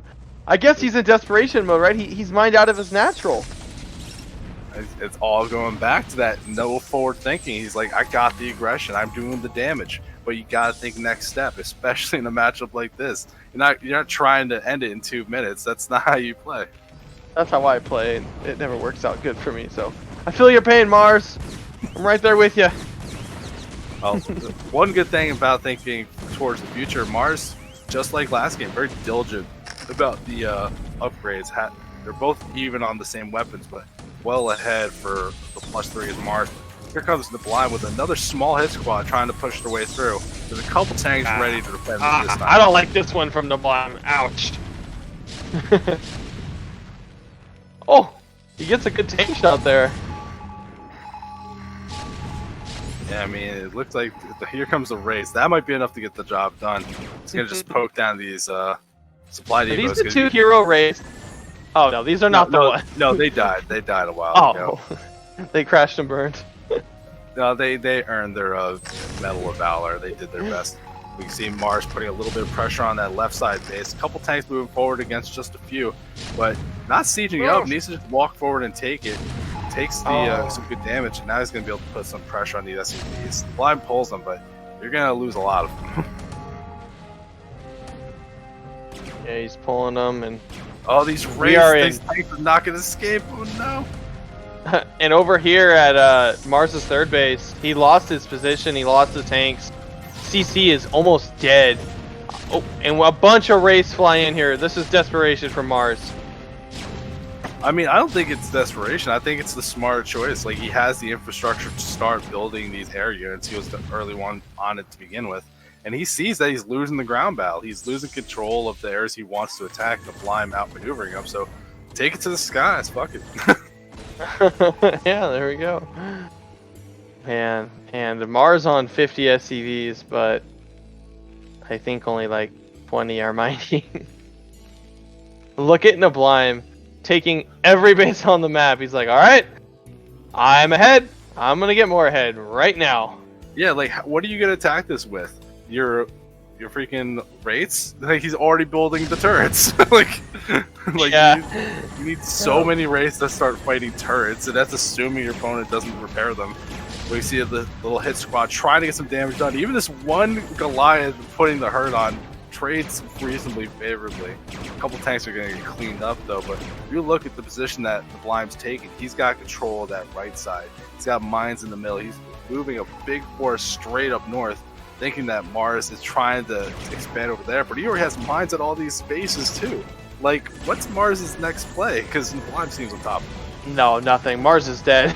that's what it is. Oh, I think Nablime even sieged a little bit quicker. Oh, but he auto-targeted the vultures, and boom! +3 weapons is done for Mars, so there is that small upgrade advantage, but I think the Blime just has a good amount of stuff here, but these couple raids might be the deal breaker. Get something done, but meanwhile, if you're just trading units in this middle area back and forth, the Blime's happy with that. He's got those bases in the bottom right. He doesn't care. Yeah, he's more than willing to trade units right now. 81 SCVs. Ray's doing a little damage here, but that nice little group of raids that Mars had is now been evaporated. There's only one left, and I feel like that was kind of his only thing he had to have some play in this game. Yeah, that was the only real advantage he had, was those units. Now you can see that Mars is trying to put all his investment over on the left side, but look at this push from the Blime going up that right side again towards that third base. That Mars really has to keep a hold of. Yeah, nothing is here. Look at the top left. Mars trying to hide his CC, but realizes it's over and taps out. Blime taking it with a clean 2-0. Well played by Nablime. Great series. Great series by both of them. Yeah, both players played that well. They made TVT look fun. Fine, whatever. I admit it. Now you have to like It TVT. looked cool. I feel bad. It was that, scrappy. Like, every time Those are the best I'm ones. the one observing, it's like series. Yeah, a lot of action. It wasn't just cut up the map. Both players trying to keep putting pressure on the other. And there's definitely spots in both games where both players looked ahead, but Blime easing it out. Alright, so 2-0 for me makes it what? Let me look at the scores. That makes it 3 for Operation Indecision versus 4 for Samyang Fire. Awesome. Very close series so far. Then. Thanks for coming in, Death Star. Thanks for casting those for us. Oh yeah. It was a great job. Thanks for helping me out on that one. Alright, so Alright, that's, well, I think all the games for us today, is that right? Sid Zero? Yeah, we can take this opportunity. PSA, upload your freaking replays, people. If Yeah. you want your games casted, we need your replays to cast them. Yes. Ridiculous that both teams didn't have. There's supposed to be another series between Ash Jedi 1 for Team Socialized Healthcare and Pado, but I got nothing. So, do we want to reveal the score since you keep track? Yeah, the scores I have so far, including the Tier 2 and Tier 1 counts that have happened, is Samyang Fire 4 versus Operation Indecision 3. And on the other side of the bracket, Socialized Healthcare 4 versus Passion Daddies 5. Hang on, I think I have an image for this. Let me just cut to it. Well, how about you bump up Socialized Healthcare another point? Because that image had spoilers. I hope no one saw that. Okay, that's the image. you had one job. It only had a very slight spoiler. It wasn't that bad. It wasn't like I showed who won the finals or anything. So, yes, we have Samyang Fire and Operation Indecision on the left here, and Socialized Healthcare and Passion Daddies on the right, seeing who will go where. And of course, there will be a third place match for whoever doesn't quite make it. Yep. Yeah, so the game we don't have replays for, Ash Jedi 1 did take it 2-0 over Pado, so that adds another point for Socialized Healthcare. Ah, did we not do that already? That's right, you said you'd give them benefit of the doubt. So Socialized Healthcare 5 versus Passion Daddies 5. So even so far. Yeah, we gave him as much time as possible to give me those replays, but okay, here we are. We tried. Yeah. Shame. Alright, that's it from us today. Thanks for joining us, guys. Bye.